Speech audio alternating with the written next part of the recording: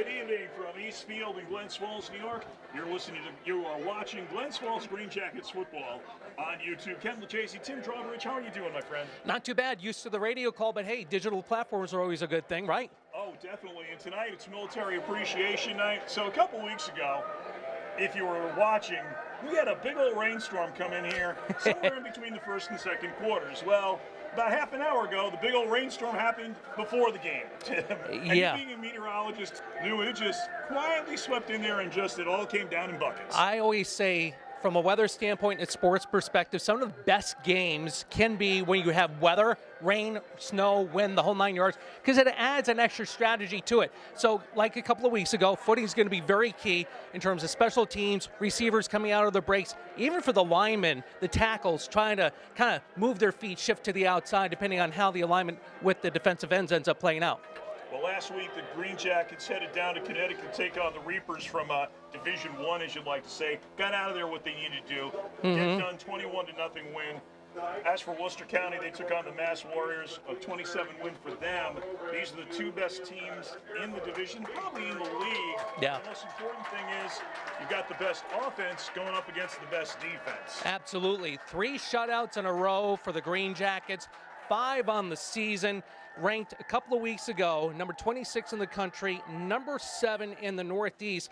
But this game is absolutely pivotal looking ahead into September, into October, because remember a couple of weeks ago, it was Glens Falls over Worcester, 19-14. So if Glens Falls wins tonight, they got the tiebreaker advantage and a nice, well, you could say relatively easier path into September. Yeah, they'll have home field advantage throughout the playoffs. As long as they keep winning, they'll have a home game in the playoffs. Plus, they'll get to host the championship game, which we're hoping that, if all things work out, will be played at Putnam Stadium on the campus of Glens Falls High School, where they've just installed the new turf field after 15 years. I was there for the first one on the old turf, where they beat Scotia Glenville, and a couple state championships later, they put some new turf down. And also the fact they got the lights in finally after all these years at Putnam. And for years, everybody knows that Glens Falls High School played their home games here, and there were many a great battle raised here on the football field at Eastfield on this side of the bleachers, which is all to right and back of the complex, the Eastfield Rec Complex, unlike the baseball diamond, which is towards Dix Avenue in Haskell. But right now, the Queensborough Youth football team has brought out the American flag as it is Military Appreciation Night here, as the teams are currently at the 50-yard line going over the ground rules. For those who have never watched this before, the New England Football League plays a modified college rules where it's 15-minute quarters like college and pros, but it's running time up until the last 2 minutes. And also when it comes to special teams placements, point afters, and field goals, the kickers are still allowed, I believe, to use either a half-inch or 1-inch block to come out. It kind of helps you from a holding perspective, but in the same breath, we'll see how this plays out, because we've had 2 kickers for Glens Falls taking over for the young lady who was kicking, the first woman ever to play semi-pro football here in Glens Falls and across the U.S. the last couple of years. So let's see if special teams comes down to be a key factor, especially with 2 kickoff returns by Glens Falls in the last few games. And we're getting ready here as we're going to get ready here for the singing the national anthem done by Sean Kelly and his son Josh, and then we'll have the football for you as they'll be honoring the military here. And by the way, the young lady who was kicking for the Greenjackets the last couple of years, Morgan Smith, who went on to do a graduate program. And she happens to be an alma mater. By the way, Morgan Smith and I are alma maters of the same university. And that would be? Franklin Pierce in New Hampshire. But I graduated a lot earlier than she did. Trust me. And we didn't have not have football when I was going to school there. So now we're going to have the playing of our singing of our national anthem.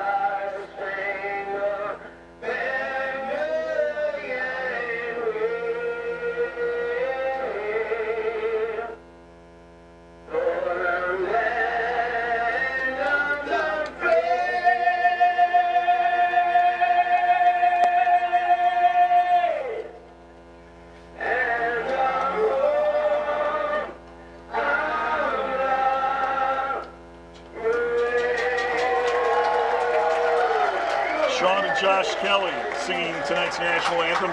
And Tim, I was watching the little kids doing rippling the flag. There's this one on the far sideline who was just getting so into it. I absolutely love this, and we've talked, me and Hank Pelton, one of the prominent figures when it comes to Glens Falls Green Jacket football action, about incorporating youth and the youth programs and having their football camp that actually got delayed a couple of weeks because of weather and stuff like that in July.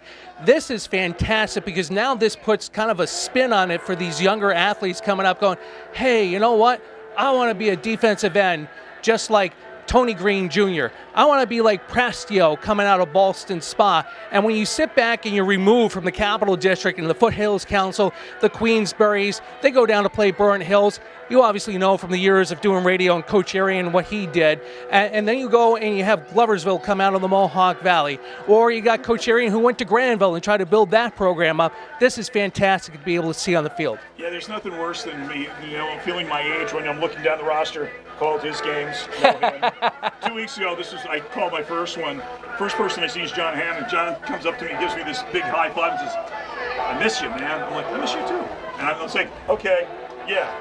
I look at these Tony Green Jr., know him, know his dad. Yep. John Hammond, know him and his dad. Caleb Condon, know him. Brandon Fish, yes. Tasheen Harris, yes. Quentin Austin, yes. Catone, Ogilvy, Fleeman, Bennett, France, Russell. Yeah, I'm doing all these. Yeah, I remember him from the school. Yes, so I do get that feeling. And you're talking Glens Falls and Hudson Falls and Lake George. Falls, yep. John Stasinski. Well, getting ready to kick it off will be the Worcester Wildcats as they won the toss and elected to defer to the second half. Back deep is Jason Profit and Deshaun Tyler. Tyler 2 weeks ago in the game that you heard here and saw here ran the opening kickoff back 88 yards. Getting ready to kick it off, I believe it's going to be number 88, Matthew Morrison, or number 89 for Worcester. There will be some numbers we don't have, so if we mention their numbers and not the names, I hope you'll bear with us and we'll get it for you here. 15 minutes on the clock. Here's the opening kick. It's a short little end over end. Ooh, Bobble, that's a live ball. And that is on the return. And I believe it was Connor Hermanson, number 4. Instead, we got a flag on the play, and that'll be at the 25-yard line. A little dangerous, obviously coming up with a low line drive. Hard to be able to see that perspective coming the ball, that is, right over the hats of your upper linemen. So let's see what Glens Falls comes out and does. The trenches have been key with a transition into the running game the last 4 or 5 weeks. Yeah, that's going to be the key. The run sets up the pass because you've got two quality receivers in John Hammond and John Stasinski. The tight end we'll see a lot of is Trayvon Carpenter. James Prastio in the backfield. And let's see who's joining him tonight. I don't see Quentin Austin in his normal spot, but it's Caleb Condon under center. Prastio is the deep man in the backfield. First play from center and hand off to Prastio. He'll cross the 25 to about the 28-yard line and a gain of 4. And Prastio feeling the block by McAllister, the fullback, the up back in the alignment, and going right off between the guard and the tackle for a nice gain on first down. Second man in the backfield, by the way, is number 26. That's Brandon McAllister. By the way, Prastio leads the league in rushing touchdowns with 7, at a receiving reception for a touchdown, 8 in the NEFL. Greenjackets wearing special military-inspired numbers, military-inspired uniforms, and luckily we'll be able to see the numbers tonight because the numbers are in white, unlike the red and green ones we had a couple weeks ago when we were here for Operation Santa Claus. All right, handoff. And this is again James Prastio. Gets to the 30 for a gain of 2. Nice by Norris. He stood up the Green Jackets lineman and was able to clog the lane and be able to limit Prastio to a very short gain. So bring up a third down and make it 4. Yeah, we'll make it a third down and long 4, a short 3.5. Interesting call here. 13:22 left in the opening quarter, just underway from Eastfield. Of course, you're watching Glens Falls Greenjackets football on YouTube. From the pistol formation, read option set. Wide receiver split out to either side of the field.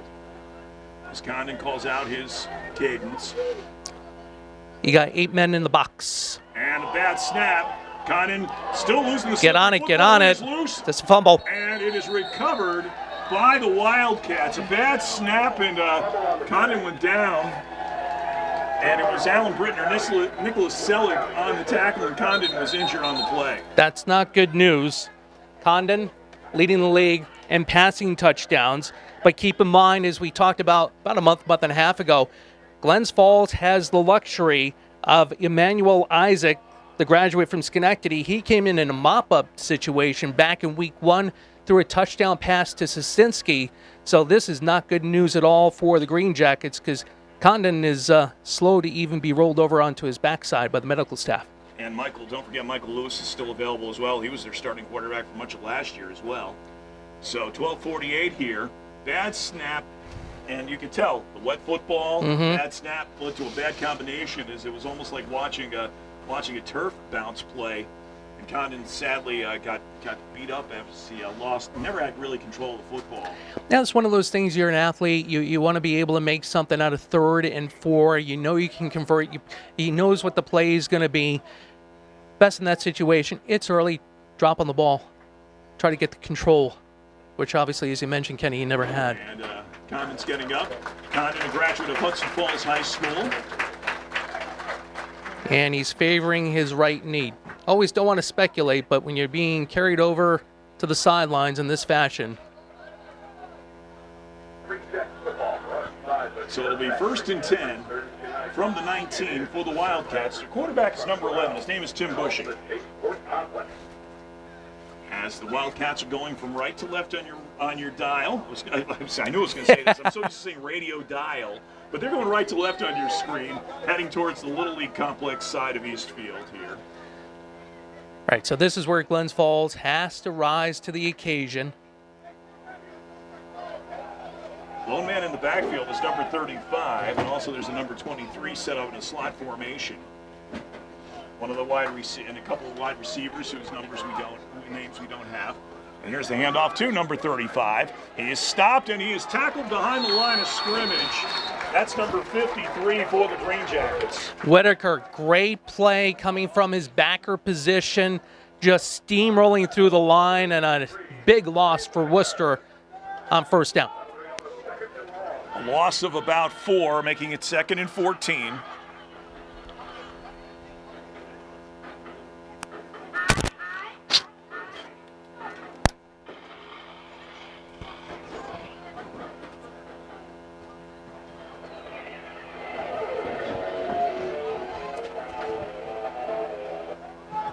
Wildcats coming back to the line. Test 1, 2. Bushy will be in a shotgun formation. Running backs to either side. And that's David Jones in motion, number 27. Hand off to number 35. He is stopped for no gain back to the line of scrimmage. Loudon, beautiful play coming from his tackle position. And we do have a flag on the play at the 24. Face mask against the Greenjackets.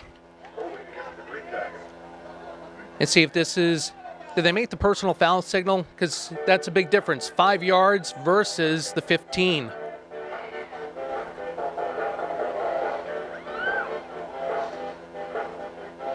They're going to march off 15. Let's see if it's enough for the 1st down.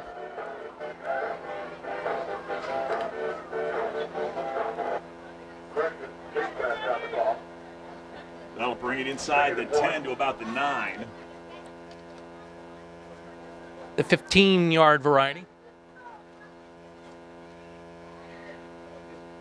And they're spotting it this time at the, looks like they're going back to about the 11. So it'll be a 2nd and 2 now.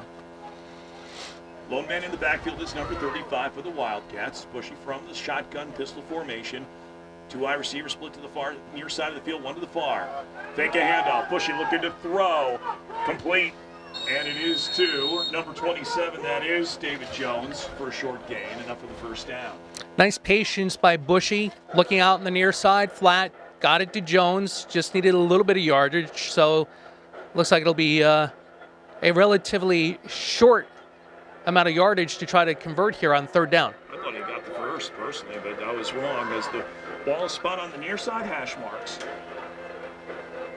Changing out the footballs. That's going to be another thing, keeping the balls dry tonight like we had the problem 2 weeks ago, was trying to keep the footballs dry as Michael Lewis and Caleb Conner warming up on the sideline.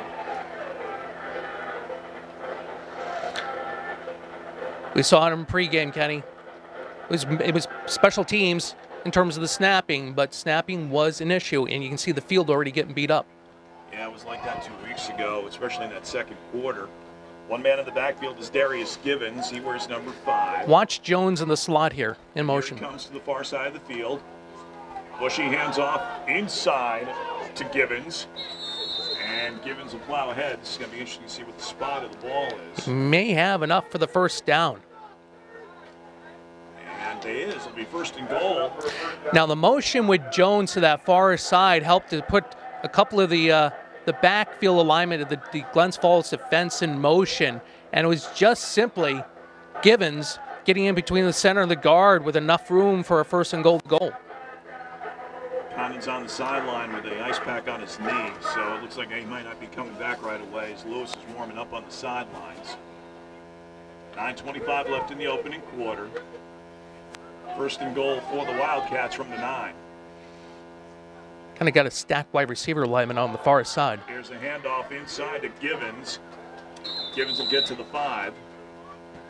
That's basically just put your head down and grind it behind your offensive lineman, and that interior of Worcester is able to make some decent movement here on the Greenjackets. That was number 42, Steve Glauden on the tackle. Second and goal from the 5 for the Wildcats. Took over after a fumble by quarterback Caleb Condon on a bad snap, and Condon injured his knee on the play after getting banged around. 3 receivers to the near side here for Worcester. And Darius Givens in the backfield, Bushy from the gun. Handoff again inside to Givens. Givens gets tackled from behind. That's Tyler Brown, number 24. Brown, I don't know if it was exactly a run blitz from the corner position, but coming off that left side for Glens Falls and just followed the back and just dragged him down to the turf. Tyler Brown last week had an interception, 2 weeks ago when we were here, had an interception in the game on the first defensive play for the Greenjackets as it was a tip drill. And he had good coverage on that too and was able to keep some nice body balance and focus to be able to make that pick. So third and goal from the 4. Again, it'll be Darius Givens alongside Tim Bushy. 3 wide receivers split to the far side of the field, one to the near as Givens goes to the right side of Bushy. Pass. Take the handoff, looking to set up a jet screen, and it's incomplete. And they were looking for number 8. That was Tyus Boykin. Had Boykin out there, you had the lead block, you had the screen set up, and Bushy just couldn't execute it out in the far side flat. So fourth and goal, looks like they're going to be attempting a field goal because I see the kicker coming out with the kicking ball. Gotta love it when the big linemen come out and are attempting the extra points. I will say this, I've seen, Tim, I was lucky enough to do a lot of high school football. Yep. The best kicker I ever saw came out of Rensselaer. He was a lineman, and he actually went on to play. He was a great basketball player. He went on to play Division I college football at Purdue as a lineman, but he was an amazing kicker. Mm-hmm. And of course, then the Burnt Hills had great kicking. Paul Layton. Here's the kick, and it's up Got in there. good. And it's 3-0. But Paul Layton, one of the first games I ever did, down at Burnt Hills. It was South Glens Falls and Burnt Hills. Mm-hmm. We'd never been there before. Layton was our MVP, and I asked him, I said, so you like throwing touchdowns or kicking? Because I like kicking better. And of course, he went on to kick at Albany. Yeah, and I believe he did his extra season, year 5 at Temple, before getting a few tryouts, I believe, one with the Packers, another one, I believe, the Falcons. And if the name sounds familiar besides football, yes, his sister is Jessica Layton, formerly of Channel 13, who is now working formerly with CBS 2 in New York City, now with MSNBC in New York City. And her husband, well, you're going to hear him call games for CBS. You already have. You got it. And he's calling games, preseason games, with somebody named Matt Ryan, who I think is doing a great job in the preseason too. I know I'm recording the Giants and the Jets game tonight on Channel 13. It's been I don't know about you, Kenny. sitting back, you look at some of the old games on YouTube, you see some of these sites on Twitter where they repost some of the history going back yonder. How about those tape delays on WPIX of Jets, Giants, and Sam Rosen on the call, and the Jets radio booth back in the day, too? Glickman? I will say this about the Giants. They've got a great, that when Bob Pop is not available, Chris Carino is an amazing play-by-play guy, and this guy is, what he does with his health issues with MS and stuff. Yes. Here's the kick. Short end over end. Looking to hand it off to somebody. Looks like it's taken by by number 10. That is Skylar Pickering, and Pickering with a nice run up to the sideline, inside to about the 41-yard line of Worcester. Pickering, when he got that, looked like he was trying to lateral back to somebody like Hammond coming up from behind with the shorter kick. He just ended up getting behind the wall, and Pickering's not too big to graduate from Tupper Lake. He ended up coming near side and getting up along the sideline here and getting some nice yardage. All right, so it is 1st and 10 now for the Greenjackets, trailing 3-0 after the field goal was good. 7:05 left here in the opening quarter. The ball is spotted at the Worcester Wildcat 43-yard line, and Michael Lewis is under center. He'll have Brandon McAllister and James Prastio in the backfield. Stasinski and Hammond split out to either side. Trayvon Carpenter is your tight end. Showing blitz, Worcester. And we have movement. Let's see who flinched first. And it's going to 5 yards against the Greenjackets as we saw McAllister go a couple of yards. I wonder if it was the interior line that caused the flinch. So it'll be 1st and 15 now at the 49-yard line. You saw both corners on the Worcester defense kind of make that little motion toward the line of scrimmage, and that's why McAllister ended up kind of falling forward a bit. No, but you think about the great kickers that Burn Hills had, also some of the great kickers we had here in Glens Falls and stuff. I always talk about the Parson family. Mm-hmm. And most recently, you had the 2 kickers. One of them is now, in his graduate, is kicking at Division I college, Sam Hogan. And now here's a high snap inside to Quentin Austin. Austin up the middle, breaks a few tackles and gets to the 40. Austin following the lead block of Prastio. Prastio went more to the left. Austin cut it back, got to the second level. Nice read of being able to try to cut back to the right side.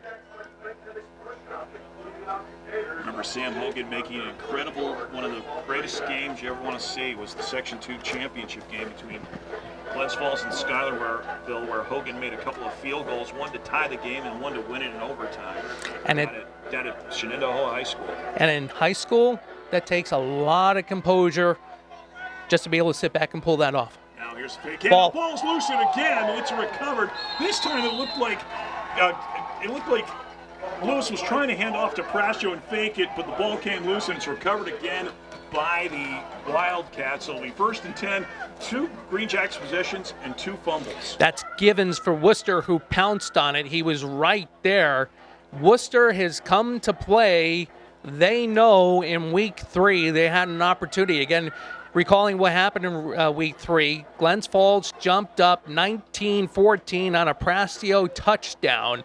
And then Worcester got a great kickoff return, got the ball to the Glens Falls 20 and didn't execute. You know that's in the back of their mind and has been a bad taste for the last 4 or 5 weeks for Worcester. Yeah, Glens Falls has struggled somewhat offensively, and that's the one thing they've been trying to do, get that offense moving. So 1st and 10 for Tim Bushy. Ball is at the 46-yard line of Worcester. High snap, inside handoff to Darius Gibbons, and this time I believe the Greenjackets make the stop on defense. That's France busting in from his backer position. The Hudson Falls grad just got in there, got his hands right around the waist of the back and just pulled him right down for the loss. It'll be a loss of 1 yard. 2nd and 11 with 4:50 left in the opening quarter. 3-0 Wildcats. As you're watching coverage of Glens Falls Greenjackets football on YouTube, Ken Lucchese and Tim Drawbridge on this Saturday night on the east end of Glens Falls at the corner of Dixon and Haskell Avenues. The old girl, as I used to call her when I was doing when I was the voice of the Adirondack Lumberjacks 20 years ago, 20 plus years ago. Seems like yesterday, huh? Oh, doesn't it? And actually, we're coming up on the anniversary, the 23rd anniversary of the 2000 championship. Here's Bushy looking to throw. Ooh, ball. Time. That one was like either tipped or was just a wounded duck that slipped out of the hands of the quarterback. I think it was a wounded duck, and give Barito, who had an interception back in week 4, I believe, returned for a touchdown too, trying to get off the lineman and just launch himself out and try to catch that, but the ball ended up hitting the turf. And you can tell there that I think O'Neill, the quarterback, Bushy, was saying that one was a sloppy, wet ball, so they're running a dry one for him. 3rd and 11 from the 45 with 4:11 and counting. Remember, a moving clock until the last 2 minutes of each quarter. And of course, they do take timeouts for injury timeouts as well as timeouts on the field by the teams or by the officials. Darius Givens to the right of Tim Bushy. In motion, here comes David Jones, and Jones on the jet sweep. Finds some room, crosses got the edge. Field, and he'll be tackled at 49. We got a late flag. Now, it's interesting. All 4 linemen for Glens Falls were in a 2-point stance. Nobody was down 3 or 4 point, and still nice speed to the corner by Jones to be able to get a good gain. See what the flag's about. Greenjackets saying the flag is against Worcester, and it's a hold against the Wildcats. And of course, like in college and high school, it's a spot foul, unlike in the NFL where a 10-yard holding goes from the line of scrimmage, it goes from the point of attack. And that's the major difference that you see in the high schools and the pros. Oftentimes that a holding call will go where the foul occurred, not where the line of scrimmage is. And they'll move it back to 10 from there. So it'll come back, let's see, it's going to be a 3rd down, and we'll basically make it 18. Glens Falls kind of making the adjustment, pinching inside, forcing Worcester now to try to, like the last play, the jet sweep, go outside. Interesting to see what they do here with defense. Number 35 in the backfield to the left of Tim Bushy. Got a slot wide receiver, 2 receivers to the near side, 1 to the far side, and Bushy's looking to throw. He's got the time, flush out of the pocket. He's going to have to take it himself. Avoids the sack, Ooh. and he actually caught his own pass as it slipped out of his hand again as he was falling down. When the ball gets moist and you try to put some pressure on the ball with your fingers, the laws of physics say you're not going to get a good grip, just to put it in a simple tone, a simple description. But Bushy, that was actually, it looked like a fumble, because I don't know if he got his hand or his arm to actually move forward a bit. So it'll be a 4th down and 18. Getting ready to kick back to kick is Nicholas Selleck. John Hammond is back for the Greenjackets as we've got 2:33 left here in the opening quarter, and the Wildcats up 3-0 as Tony Green comes out. As in Tony Green Jr. Oh, he's got to remember his dad playing. Oh, they do. And Fake. a fake here. And here comes got the some run room. by Selleck. Selleck's got some room, and he's Short. nice, but he's going to be a couple yards short of the 1st down. They're saying he had to get there. So he got the 1st down, but I don't think he did, Tim. I think he was a couple yards short. I think his knee went down before midfield. I completely agree with that, because Barito got him by the ankles or the shoelaces, and his knee looked like it hit down before the 50. And we got an offside against the Greenjackets. So let's see what that does. Will that mean an automatic 5? Depends on the spot of the ball. If it's a 1st down, obviously, Worcester's going to decline the penalty. If it's short, you turn around, you take the penalty, and try it again on 4th down. All right, let's see where the call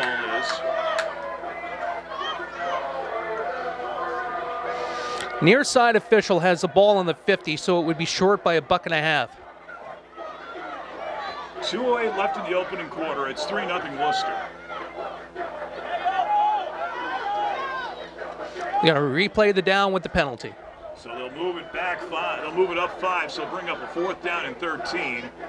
And that was Nicholas Selleck on the fake punt. Good call. That was a gutsy call by Worcester too on their own end. And so they'll move it up to 5. As Hammond is set about his 39 for this next kick. But they got to watch out for the fake. Let's see if they'll try it again. As it is brought up to the 45. 25-yard line. Hammond will go back a couple of yards. He's getting back to about his 30. That would be maybe a 30, 35-yard punt if Worcester executes the special teams play. Now we got ourselves delay of game. Delay of game. Now they're cutting nope. the field. They put a flag up. And let's see what we got this flag for.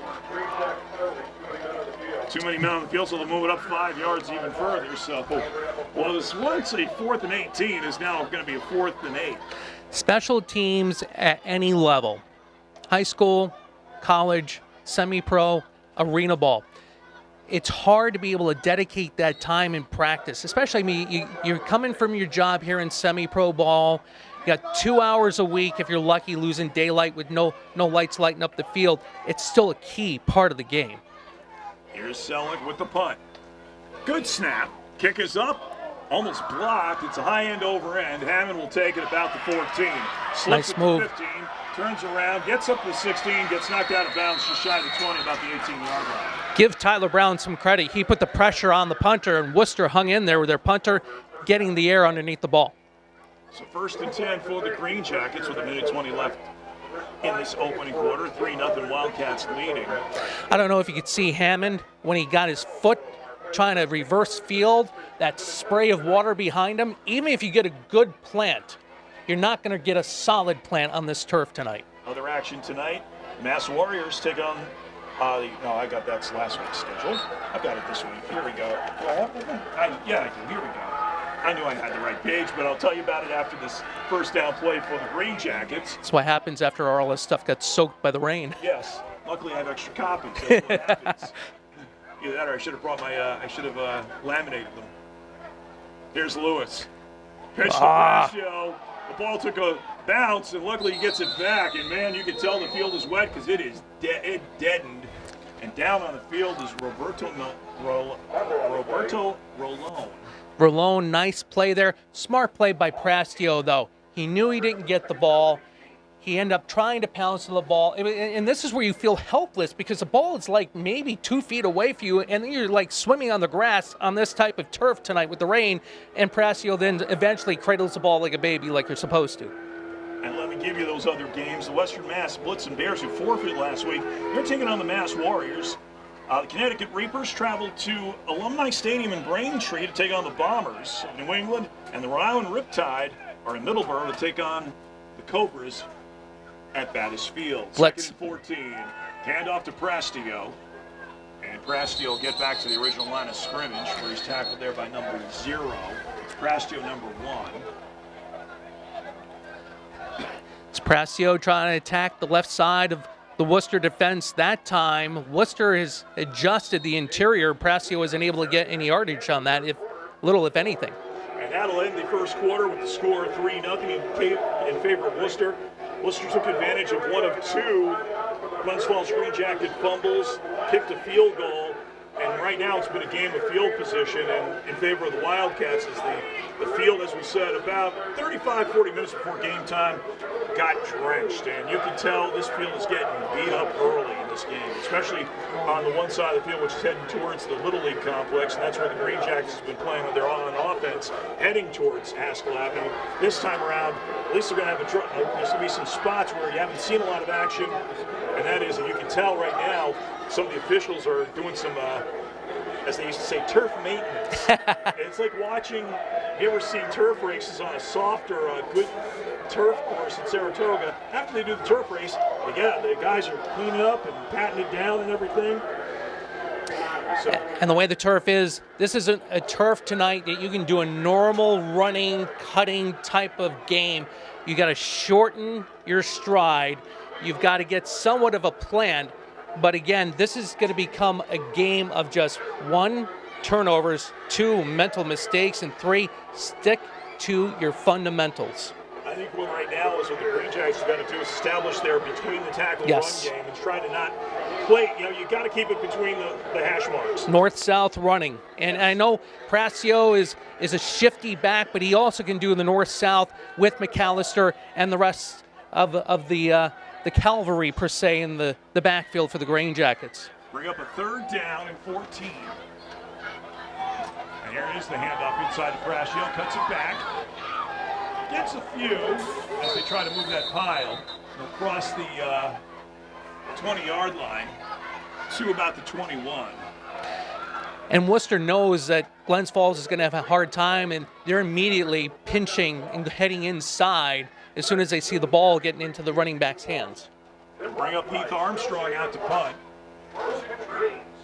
And getting ready to return the kick is number 8, and that is Tyus Boykin. Now there's 2 number 8s who are playing for the Wildcats. One is Tyus Boykin, the other is Yanni Politi.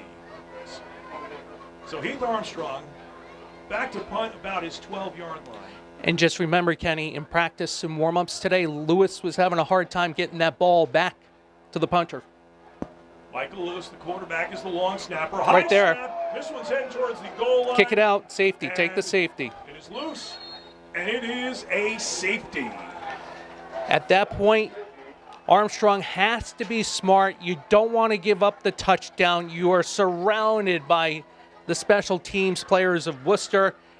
Give up the 2 and play now field advantage. Doesn't sound like it's just the right thing to do because, hey, you want to get the ball in field position, but right now, that's the smart strategy here in the second quarter.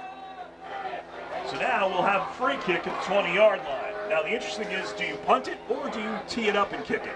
I think you go with a punt because it's obvious when you hit as a place kicker, unless you end up adjusting your approach, if you're coming as a sidewinder like Bennett is, or even if it's Armstrong, they both come from some sort of an angle. So if your plant foot hits the wrong way, you can end up wiping out and losing that placement.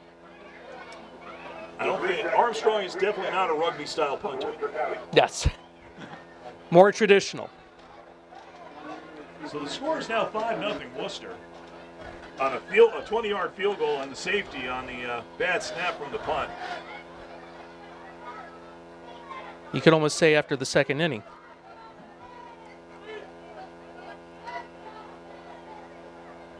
Let's see, he'll do the honors. Looks like Bennett is out there. He wears number 29. Again, we got some turf repair there. As they said, this just about 45 minutes before game time, basically a good old-fashioned gully washer rolled through the east end of Glens Falls and much of the area. That was Montefray with like this big 1.5, 2x2 piece of sod, just dropping it back and stomping on it. So Bennett will get ready, and he will. He's going to tee it up, or he's going to punt? He's going to to punt. 3 men deep, about the 45-yard line. Here's his punt, and it will end up at the 45, taken by Boykins. Crosses the 50 to the Greenjackets 75, bad. 40, and he's tackled about the 36-yard line. St. Louis, check that. St. John put his head down. He had the returner lined up. He broke down, went to go in for the tackle, and his head went down. And you know what happens when you put your head down? You're not going to see who you're going to tackle. And nice move and juke by the Worcester returner. So 1st and 10 from the Greenjackets 35. 5-0 Worcester leading on a field goal and a safety.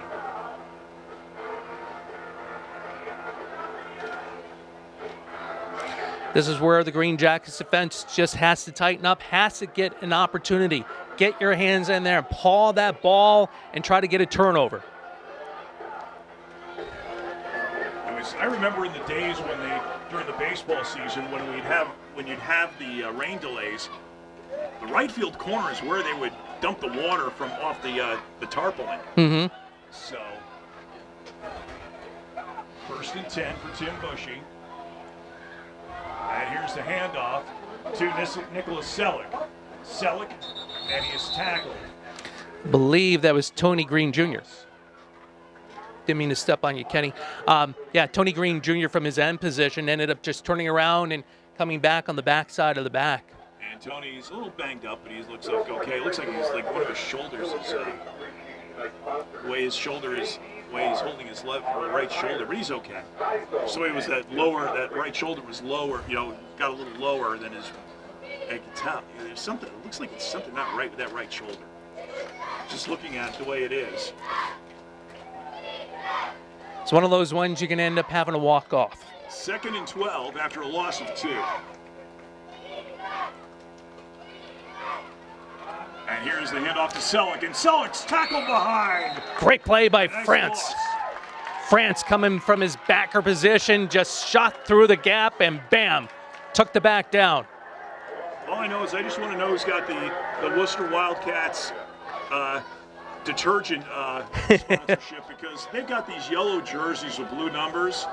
Let's just say there's going to be a whole mess of Tide or those high efficiency washers better be worth their money when they put those things in. It's going to be a ton of OxyClean. My first year of doing high school football, Tim, I was up in Section 7. I'm doing a game in a downpour at Ticonderoga High School, Ticonderoga and Saranac Lake. Now, Saranac Lake had white numbers with maroon and white and yellow trim. It wasn't for the yellow trim. I wouldn't have been able to see the numbers because the jerseys were brown by the night. So 3rd down and 16. Tim Bushy. One man in the backfield is Selleck. Pass. Looking to throw. Flush out of the pocket, and he will be sacked from behind by a pair of Green Jackets. Tony Green Jr. was one of them. I think that was France again as well. Beautiful. Just ended up, that's a mano with the blitz from the backer position with France. Bushy did the right thing, stepped up into the pocket, but just took a little bit too long trying to assess what was going on downfield. 4th and 21 now, as they're at the 47-yard line. Selleck is going to come back to punt. Hammond will come out to be the return man, and he's going to be set up about his, let's see, I'm looking in, there's the 15, so he's going to be about between the 10 and 15-yard line. Selleck last time faked a punt, and it was about a yard shy of the first down, but there was an offside play on the Green Jackets. Flag. And we got a flag on the play. Delay. And this one is going to be against Worcester. And I think there is either too many men or too few men on the field. Yeah, I thought it was a delay, but you're right, Kenny. So that'll bring it back 5, make it a 4th and 23. Now they're on this side of the 50-yard line at the 48. Hammond will set up at about the 16. He had a short return last time as he tried to make his cut. Got his cleats stuck in one of those turf monsters that have been, especially the muddy turf monsters. Selleck, and he'll snap, punt. Nice punt. End over end. Oh, did it hit his foot? And it's recovered by the Wildcats. I believe that was number 84 for Worcester. As Hammond, it went off his foot, it just died. Never had a chance to catch the ball. Have no chance with this field condition, and we keep talking about the footing, but still, you try to move, it's slow motion, and Johnny just could not end up making the move quick enough. So it'll be Worcester football, 3rd turnover of the game for the Green Jackets, and they will be at the 16-yard line. Wildcats, by the way, won the toss. They elected to defer. We've got 10 minutes left till halftime. It's 5-0 Wildcats. And you think of how everything's played out in this first half, Kenny, you almost want to see Glens Falls kick off in the second half and play field position. That's one thing that has been in the Wildcats' favor, has been the field position battle. They've won that so far. Selleck in the backfield behind Tim Bushy. 2 wide receivers to the far side of the field, one to the near. Bushy taking his time, gets back to the pistol formation, read option. Long snap count. Green Jackets showing blitz. Here's the handoff to Selleck. Selleck piles in the line. He's going to get caught for a loss of about 2. That was Barreto coming in from his backer position. Couldn't see who he shared the tackle with, but again, shooting in, run blitz, trying to get in the backfield immediately, if not for a strip, for a loss. 2nd and 11. 9 minutes left till halftime. It's 5-0 Wildcats on a field goal and a safety. Green Jackets lost quarterback Caleb Condon early in this game, went to a knee injury.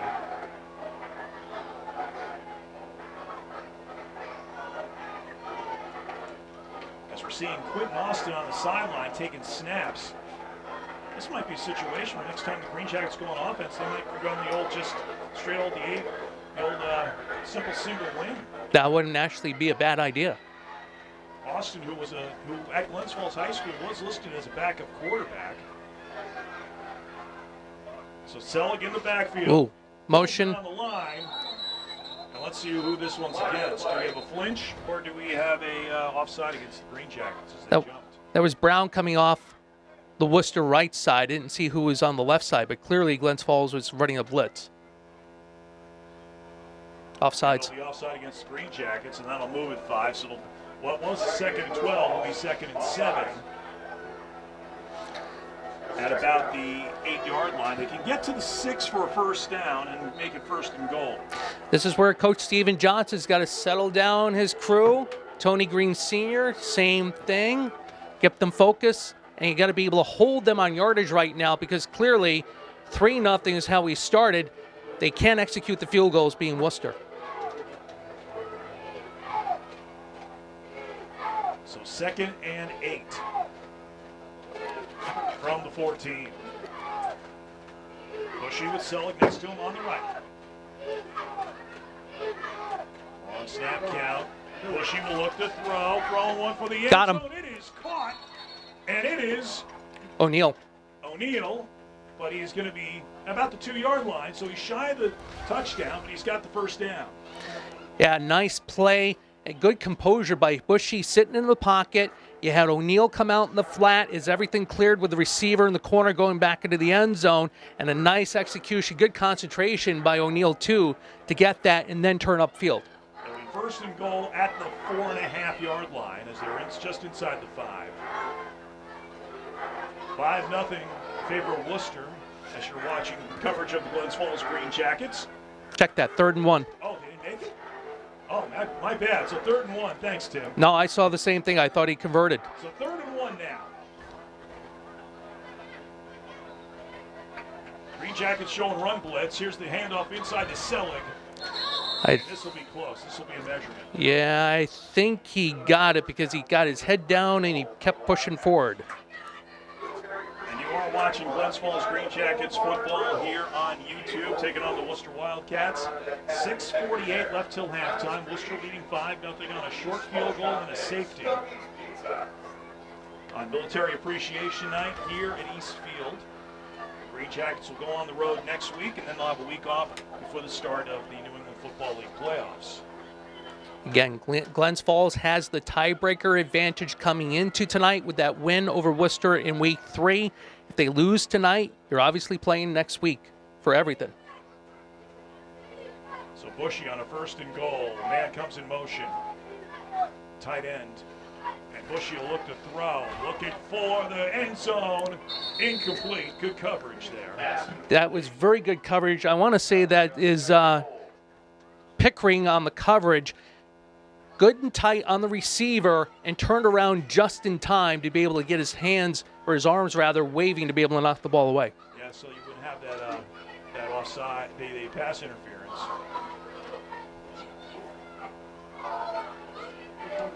Second down and goal from the 4. Both teams have all 3 of their timeouts left. As Bushy taking his own sweet time here. Not in a rush. This is not one of those nights where you're going to be trying to do hurry up. 2 wide receivers split out to either side. Nicholas Selig is in the backfield, number 44. Here's the snap inside to Selig. Selig looking to cut. Breaks 1 tackle, and we had a flag on the play. 2 flags. Backfield. That might be a hold. Yeah, you had the back judge behind the defense throwing the flag on top of the referee from the backfield, pushing the back. And it is a push in the back, but anyway, it's against Worcester, and they'll move it back a couple of yards. I believe that'll push him back 10, and that'll be good because Glens Falls has been able to tighten things up. And from a special teams standpoint, hate to keep harping on it, but it keeps them back at a distance when it comes to a prospective field goal attempt.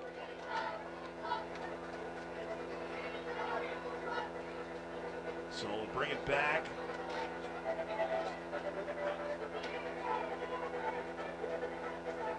Second and goal from the 13-yard line is a 10-yard penalty. As the clock is moving, once we get inside 2 minutes, we'll have a 2-minute warning, and then the clock will stop. Interesting that they're not picking on Dejon Tyler at all. They keep shooting over toward Pickering, and I believe it's either Arrington or Prasio back there on that far side. So here's the 2nd and 11. Oop. And we had movement. Tony Green Jr. Tony Green came off the line. We also saw number 84 jump as well.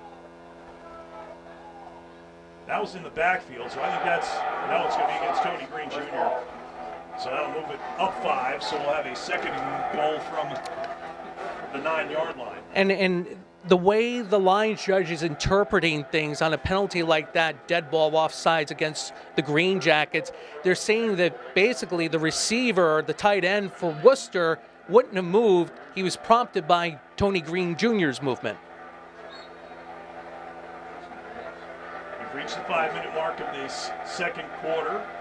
5-0 Worcester leading on a short field goal and a safety.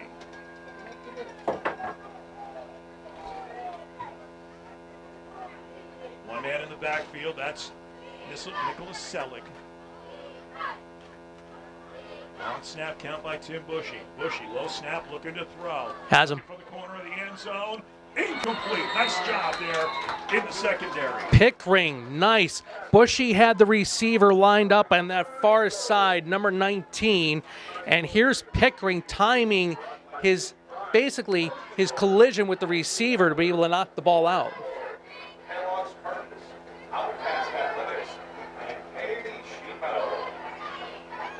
Earlier today, before all the horse racing and everything, I had a chance to watch college football get underway. There were a couple of games going on. The big one was Notre Dame and Navy playing in Dublin, Ireland. So he's like the 2nd year they've done that. Yeah, it's a fantastic game, especially when you see some of the place kickers, because of the rugby and the soccer background over there, coming to the U.S. with scholarships. 3rd down and 9. Got ourselves movement again. Let's see if the Greenjackets jumped again. I think it was Tony Green Jr. again. No, other way. Start this time. And that'll move it back 5. So inside 4 minutes, move it back 5. It'll be 3rd and goal from the 12 again.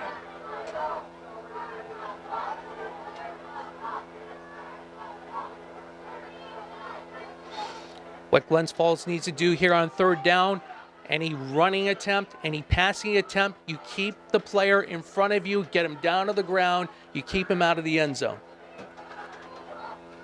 5-0 is your score.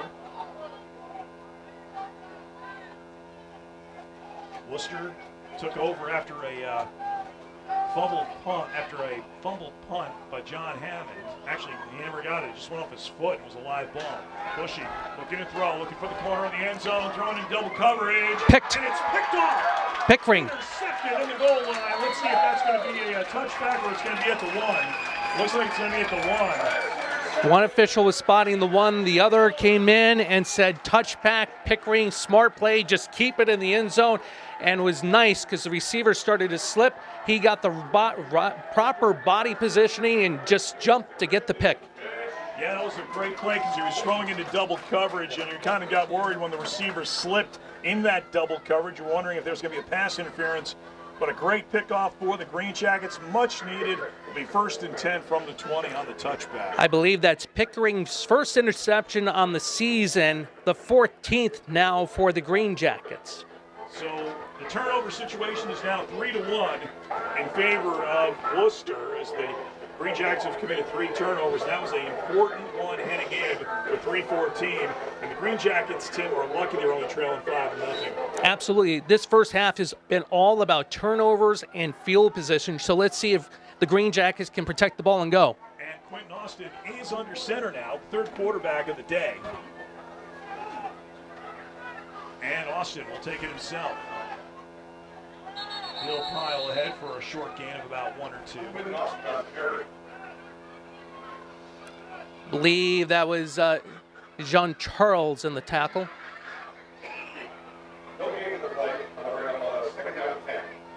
Green Jackets trying to come up with something on offense. As you mentioned, if Emmanuel Isaac's around, which he is, maybe we got ourselves a timeout in the play as Green Jackets will use the first of their 3 timeouts. got to strategize what's working. You've got a very good offensive line that has been highlighted locally, obviously, by the Post-Star in the last several weeks. They have been very good, very disciplined in being able to open holes and be able to protect Condon. This is just a game where it's sloppy field conditions, and the number of turnovers in field positions is just going to continue to dictate the game. So bring up a 2nd and 10, 2:47. Greenjackets with 2 timeouts left. Worcester with all 3 of theirs. Interesting to see what head coach Stephen Johnson does here. Do you try to attack the interior? It's worked for you. It's been, your stable of horses have been very successful all year in doing so. Or do you try to kind of set up a screen and get it to the outside where you can kind of get a back to break away for significant yardage or more? You know, one thing I noticed that you haven't seen either John Stasinski or John Hammond go in motion at all, as Stasinski's got the cleanest jerseys out there right now. You kind of got to do what Worcester was doing with, I believe it was Jones. Jet sweeps and stuff like that and set up something. So 2nd and 10. Austin on the keeper. He's looking to turn the corner this time, and he will pile ahead, maybe get a yard or 2. Austin's going to look back at the game tape, and he goes, oh, wow, I had 3 linemen. I could have cut up field and gone up the middle instead of trying to bounce it outside. If it's there, take it up the middle, get the short 4-5 yards, and play the next down. Another person who's been eerily silent has been Trayvon Carpenter, who 2 weeks ago when we were here was making some really great catches early on in the ball game for the Greenjackets. As we've got 2 minutes and 13 seconds left. Let's see if the Greenjackets hold this one and take it to the 2-minute warning. But let's see if they'll have time to get the play off. And I think that if I'm Austin, I'm looking up at the clock and knowing it's coming. And here it comes. And it will be 3rd down and 9 after the 2-minute warning. But you look at what's been working for the Greenjackets, and we talk about this, that it's the protection and the fact that they're on their 3rd quarterback. Caleb Condon, first series, went down with a knee injury. Michael Lewis had a couple of series, and he struggled. And now they're bringing in Quentin Austin, who, when he was at Glens Falls, was more known for being a wide receiver running back, but he was also that third quarterback. So he does have experience under center, but it was more of him being one of those wide receiver types under with Pat Lilac and his crew. And he also did a great job of being a sort of a 3rd, 4th running back in that system that they had, because they had such great running backs. If you think about that run with Joe Girard, the two titles they won with Joe Girard III as their quarterback. Oh, absolutely, absolutely. I agree with you on your point about Hammond and Stasinski. Get them in motion to be able to get that Worcester defense to be able to move to and create some sort of opening. So we're at the 2-minute warning. 5-0 Worcester leading on a short field goal and a safety after a bad snap on a punt to Heath Armstrong. Stasinski is set up to the near side of the field as the Greenjackets are going from right to left. Austin, quarterback, here comes a man in motion. It's Brastio, and he'll take the handoff.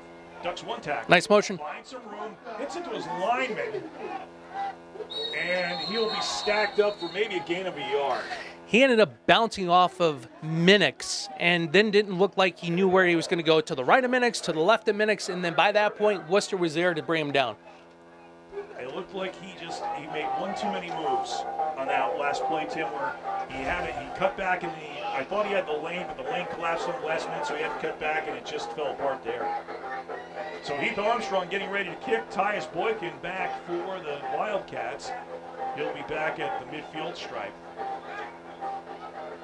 Both teams checking counting their players on the field, so they know they got enough. Here's Emmanuel Isaac to come out, because the Greenjackets are short one.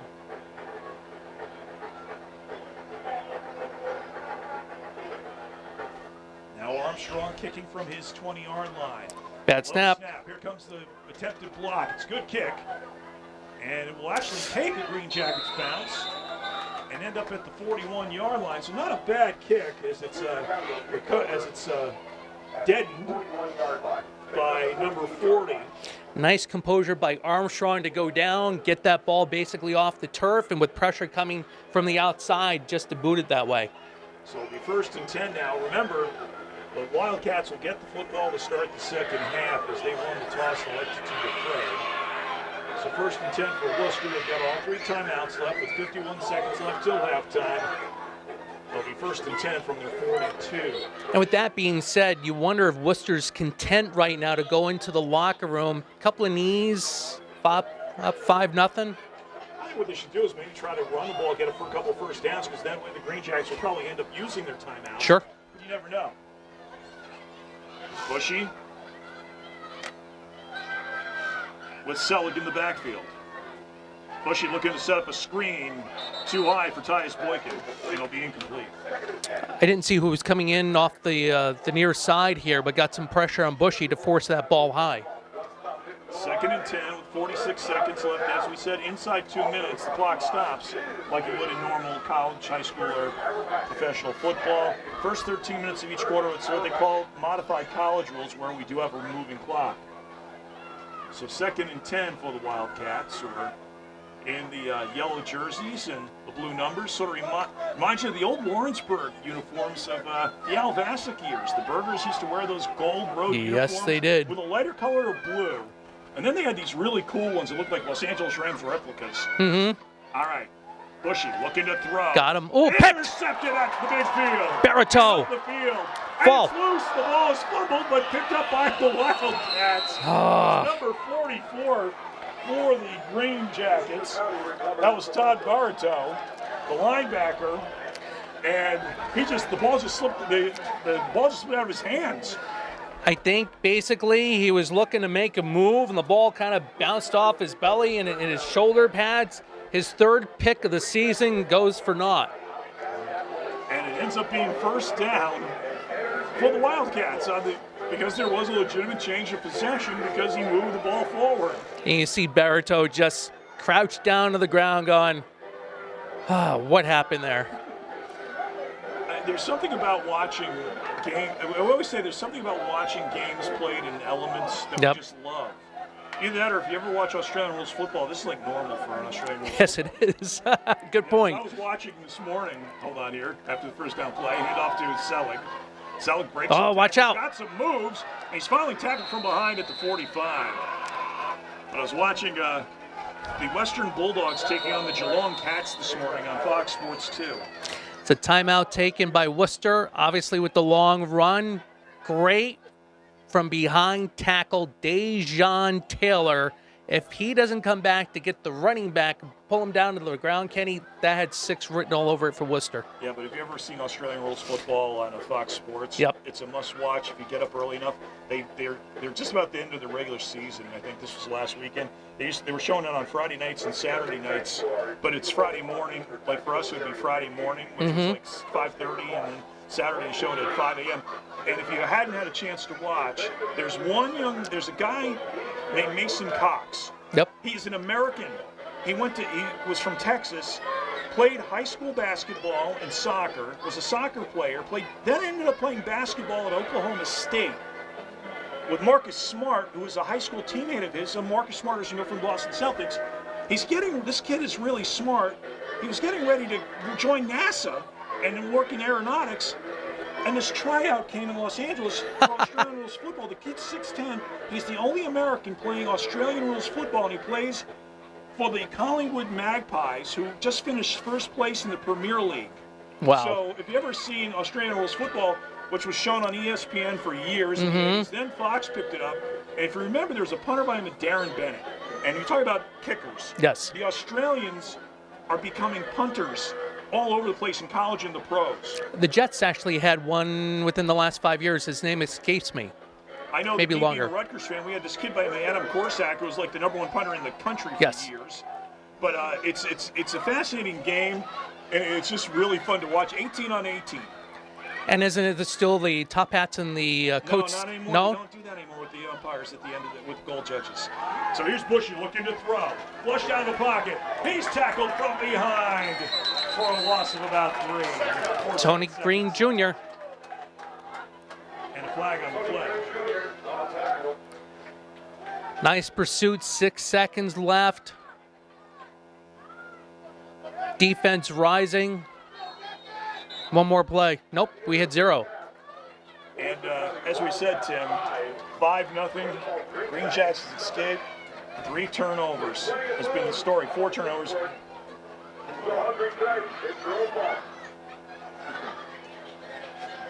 So we are at the half here. Okay.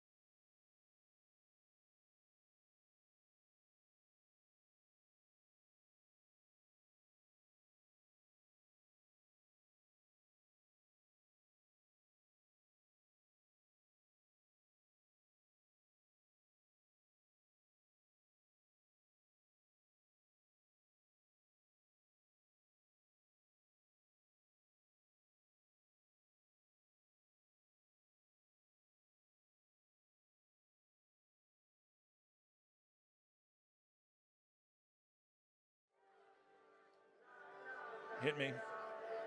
All right, we are back here at the half. Kendall Chasey, Tim Drawbridge. Thanks for listening and watching.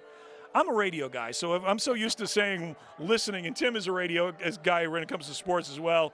Thanks for tuning in. Okay, that's the best way to say it. Tuning in to Glens Falls Greenjackets football here on YouTube. 5-0 at the half. Turnovers has been a big story in this one. And at the end of the first half, the Greenjackets had a great opportunity on a pickoff, but the ball came loose, and that's been the story.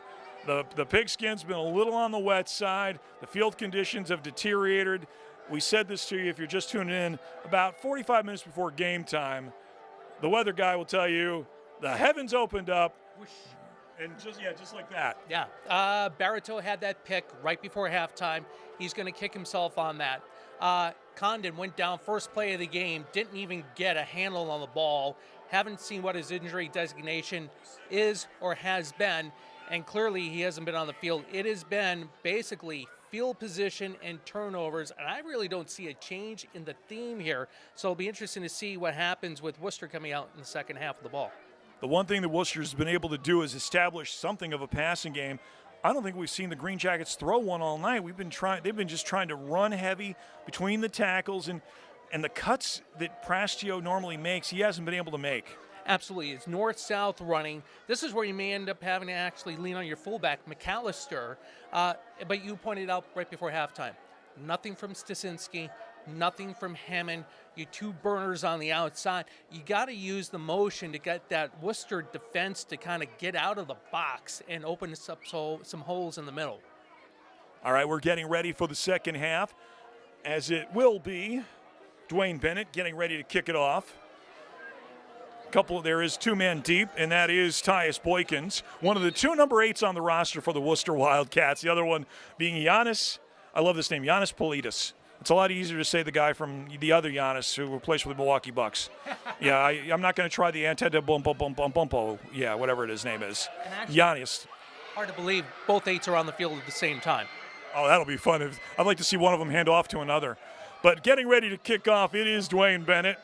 Morgan Smith last year did the kicking. She's now in law school in Boston. After being a soccer player and a field goal kicker for the South Glens Falls team, went to Franklin Pierce University to start as a soccer player. They develop a Division II football program. She tries out and makes the team. And she actually got to do some kicking and make some extra points and field goals for the Ravens. So Bennett getting ready to kick it off. The deep men are set up about the 25-yard line as we start this second half. Mental mistake right off the bat, Kenny. Glens Falls only had 10 men on the field. 5-0 as we start the second half. Left-footed kick, end over end. Boykin will take it at his 25. Up to the 30, cuts back. You can see the slippery field position. Tries to cut back again, and he might as well just should have gone down because he was going. It was like that was funny. It was like watching people sliding on a wet floor with your socks after your mom had just mopped the floor. And give Glens Falls credit. They stayed in the lanes going down the field. They went into a breakdown position as Boykin's trying to be all shifty on a very muddy, slippery field, and they just collapsed in on him. 1st and 10 for Tim Bushy. In the beginning, he tried to do some motion with his option running backs of Darius Givens and number 35, but one man in the backfield has been Nicholas Selleck. He's a man of all trades. He's a punter, wide receiver, D-back, running back.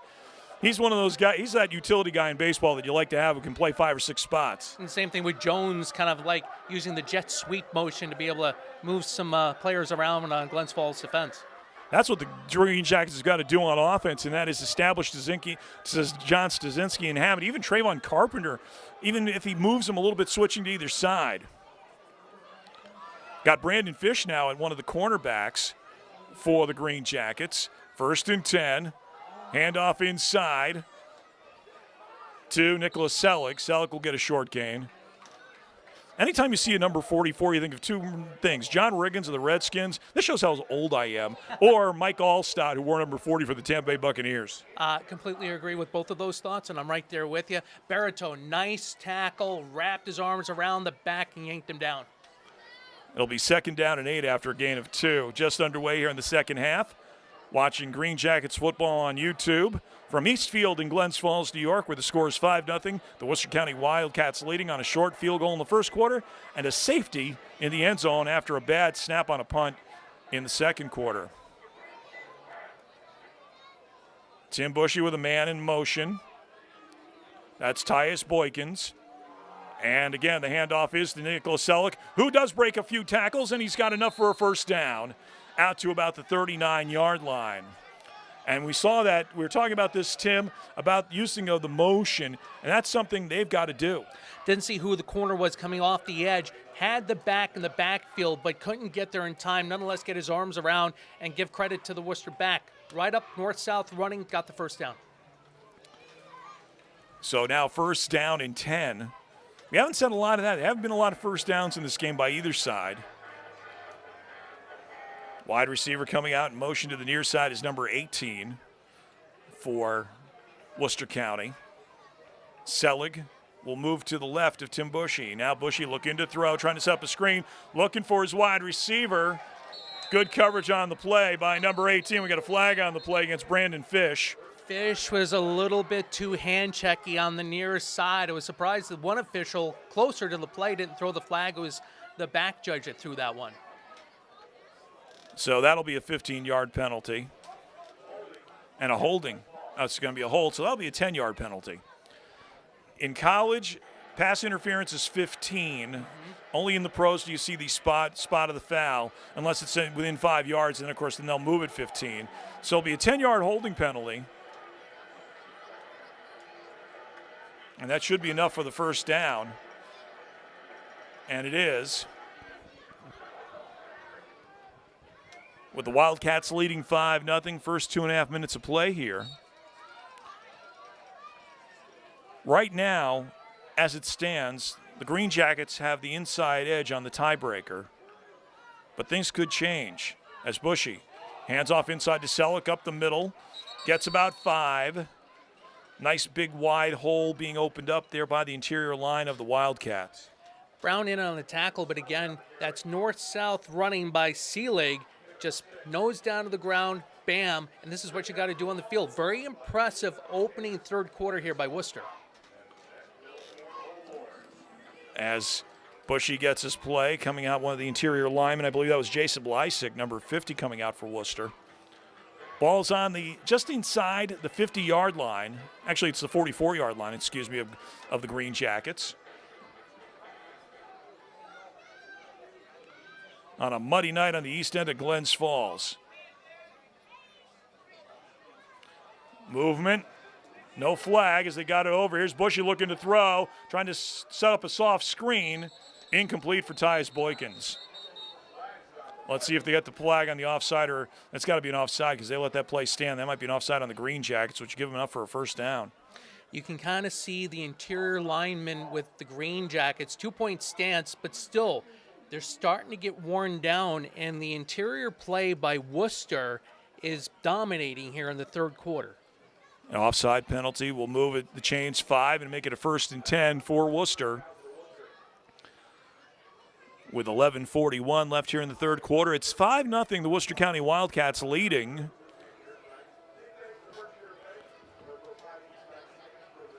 Ken Lucchese, Tim Drawbridge, thanks for tuning in and watching us on YouTube tonight from Glens Falls, New York.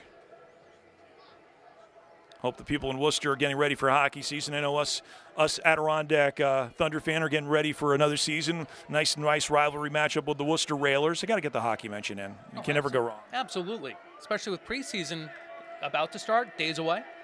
Yep. Got the NFL and everything, college getting underway. And like I said, training camps will be opening up for the NHL in about 2 weeks. 1st and 10 from the 45. Here's Bushy looking to throw long. Good coverage there. And that was on Boykin. I think that was Brandon Fish on the coverage. And Boykin's actually pushing off on Fish. Lucky not to get the flag there, but good play. And we'll see if Worcester goes back to the ground game or maybe tries to exploit something on the outside again. Set up a 2nd and 10 from the Greenjackets 39. 5-0 is your score. Now here's an interesting thing. If this game holds up, the tiebreakers are a wash right now. As you were saying, it goes with regular season matchups, so each team would win one game. Then it comes to points. They'd be tied right now because the Green Jackets won the earlier matchup 19-14. So 2nd and 10 from the Green Jackets 39. Bushy will hand off to Selleck. Selleck will take it up the middle.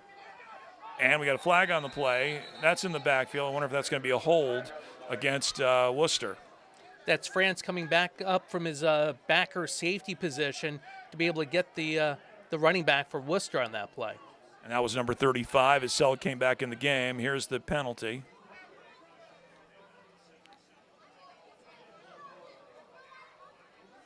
As they're talking things over with the head coach, Dennis Faulkner. Face mask against the Green Jackets and a hold, offsetting penalties. So we'll do it all over again, a 2nd and 9. 10:29 left here in the third quarter. It's 5-0 in favor of the Worcester County Wildcats.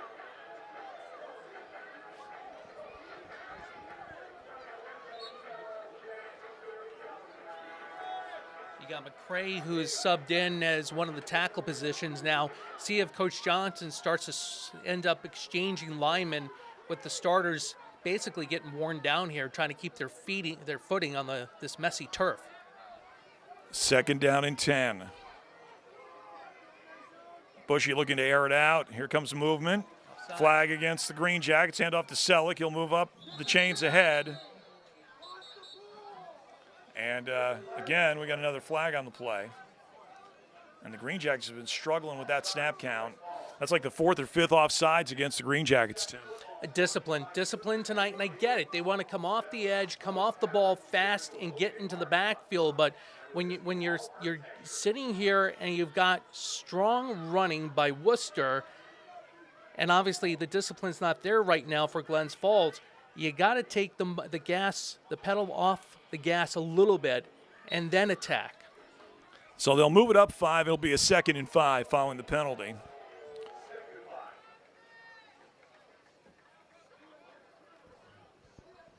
Bushy set up with 2 wide receivers split to either side of the field. Fakes the handoff. Here's the pass. Looking to set up in the screen. And let's see if Boykin got it. And the official calls it incomplete.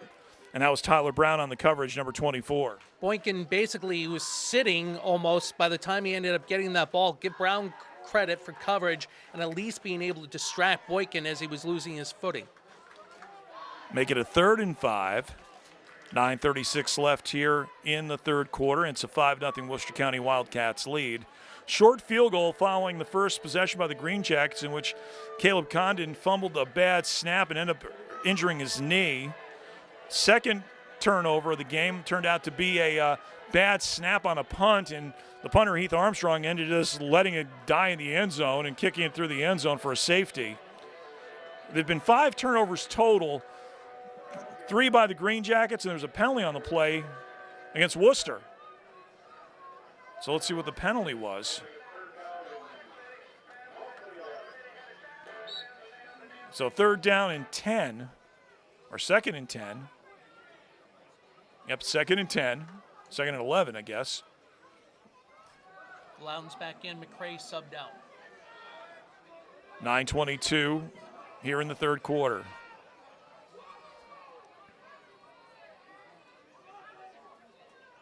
Long snap count for Tim Bushy. High snap, gets it. Looking, flush out of the pocket, throws one over the middle, incomplete. And one of the receivers almost caught it. It was almost tipped by one of the Glens Falls Green Jackets players. Just got to look at Barreto. You talked about Riggins and Allstott. He is just completely pancaked in mud. I think he actually got his hands, or at least some sort of deflection, as that ball was intended for Boykin, like you said, Kenny. So 3rd down and 9.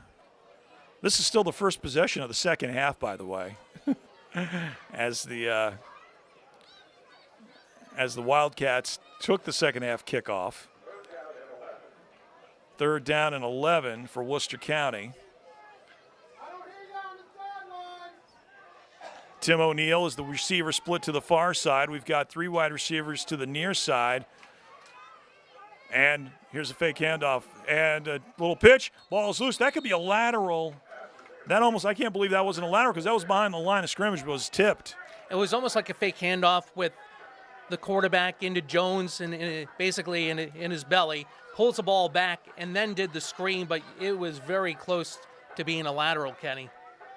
Now, it looks like Selig is back to punt. Jonathan Hammond, number 12, set about his, I'm looking, and it's the 14-yard line. They put in lines for every 5 yards. Guess what? The rain washed those. The rain came in and washed those away. Selig earlier in the game attempted a fake punt. Let's see if he tries it again. No, he'll kick this one. Line drive kick. This one's going to go into the end zone for a touchback. Smart. And right now we've got ourselves a little extracurricular activity. Brandon Fish. But you know what? That was just the gunner and a couple people combining. The officials let it go. The Worcester County Wildcat guy's not too happy about it, and they're trying to settle things down here. Looks like Michael Lewis is coming back out to go under center here. Yeah, that's Fish and O'Neill, and I can understand what O'Neill was saying, but Fish and O'Neill were just playing good football, and I think it was the right call. No flag. Yeah, when you get those special teams especially, you got those guys on the end and the gunners on the end trying to make a play. You get tied up with one of those blockers and stuff whose job is to prevent the gunner from getting in anywhere near it. It happens. This is good to see. 4 wideouts, Prastio in the backfield, Lewis is quarterbacking. Let's see if we can see something. We haven't seen Stasinski, Carpenter, or John Hammond thrown to at all tonight. As Lewis from a gun with Prastio next to him. And here's the handoff to Prastio. Prastio breaks a couple of tackles, gets to the 25, to about the 28-yard line. And now we're still seeing a little bit of couple of battling here. It looks like that's 24, Norberto Rolone. Was that Pickering? Yes, it was Pickering for Glens Falls, and Pickering's got to be careful here. Both teams getting a little chippy, a little frustrated here in the third quarter. Glens Falls doesn't need another penalty or another mistake being just down 5-0. Looking at your sheet with Tyler Pickering out of Tupper Lake High School, where they've gone to 8-man football, and the Ticonderoga Sentinels this year have gone to 8-man football. My first year in radio, I was up in Ticonderoga working and doing high school Section 7 football for the Sentinels and stuff. So 2nd down and 5 after the game by Prastio. Here comes a blitz from Worcester County. Fake, Lewis looking to throw. Short one. He's got Stasinski for his first catch. Stasinski's got the first down, still on his feet, and he makes it all the way out to the 45-yard line. A nice short slant pattern. And finally, we got a first down, and that was a great play by Michael Lewis on the fake. And nice ball placement by Lewis, getting the ball between the defenders to Stasinski. Stasinski's just got to be careful. He had that ball away from his body. He's got to hold it in tight the way Worcester was coming in on defense. I see John Stasinski wear 84, which was the number he wore at South Glens Falls High School. When I see the green and gold, I think of one name, Sterling Sharp. Oh, absolutely, especially with the G and the gold and the green. Yes. So 1st and 10 from the 45, Prastio to Michael Lewis's right. 3 wide receivers split far side, Stasinski to the near side.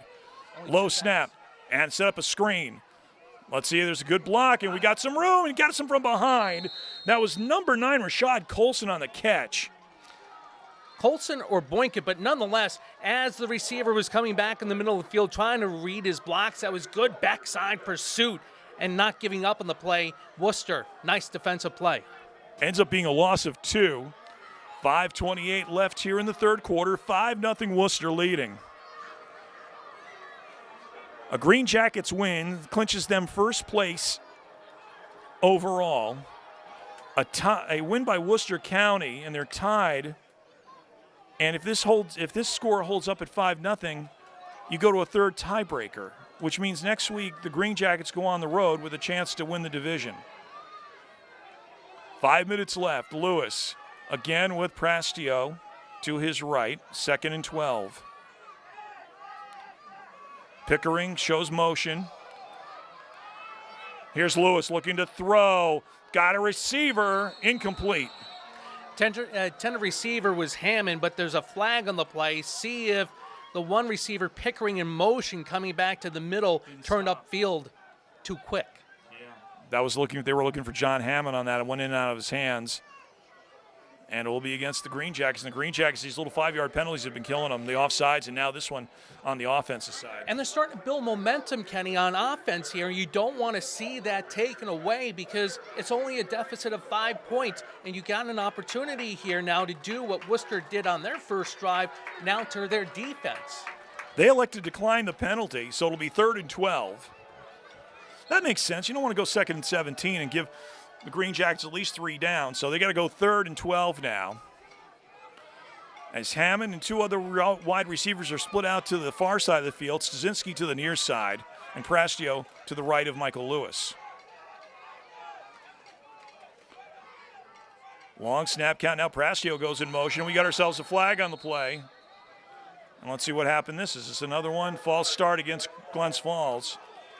This time, if I'm them, I'd say, yeah, let's take this one. Because they declined the last one on 3rd and 12. Prastio was in motion. It didn't look like he was in motion toward the line of scrimmage, which would obviously draw the flag. But these mistakes, we've seen it all evening, just shooting themselves in the foot, being the Greenjackets. So it'll be a 3rd and 16 as they accept the penalty with 4:19 left in the third quarter. It's 5-0 Worcester County on a short field goal in the first quarter and a safety after a low snap on a punt attempt by Heath Armstrong in the second quarter that ended up in the end zone. Again, 3 wide receivers split to the far side of the field as the Greenjackets going from left to right towards the Haskell Avenue end of East Field. Here's Prastio in motion. This one's good. Lewis looking to air it out, throwing one over the middle, almost intercepted. Or is intercepted? Let's see. And it is intercepted, but 2 Worcester Wildcats came together on the intercepted, and the 4th turnover of the game for the Wildcats. You had Colson coming over the middle. You had Stasinski in the vicinity. The ball just simply overthrown. It with the intended receiver had to be Colson because he was wide open. So it'll be 1st and 10, and this game has become a battle of field positions. Just like 2 weeks ago where the Greenjackets took advantage of the opening kickoff before the wet field hit. And it's been the ability taking advantage of the turnovers, and that's what we saw tonight where Worcester County was able to take advantage of the 2 turnovers that the Greenjackets have had of their 4.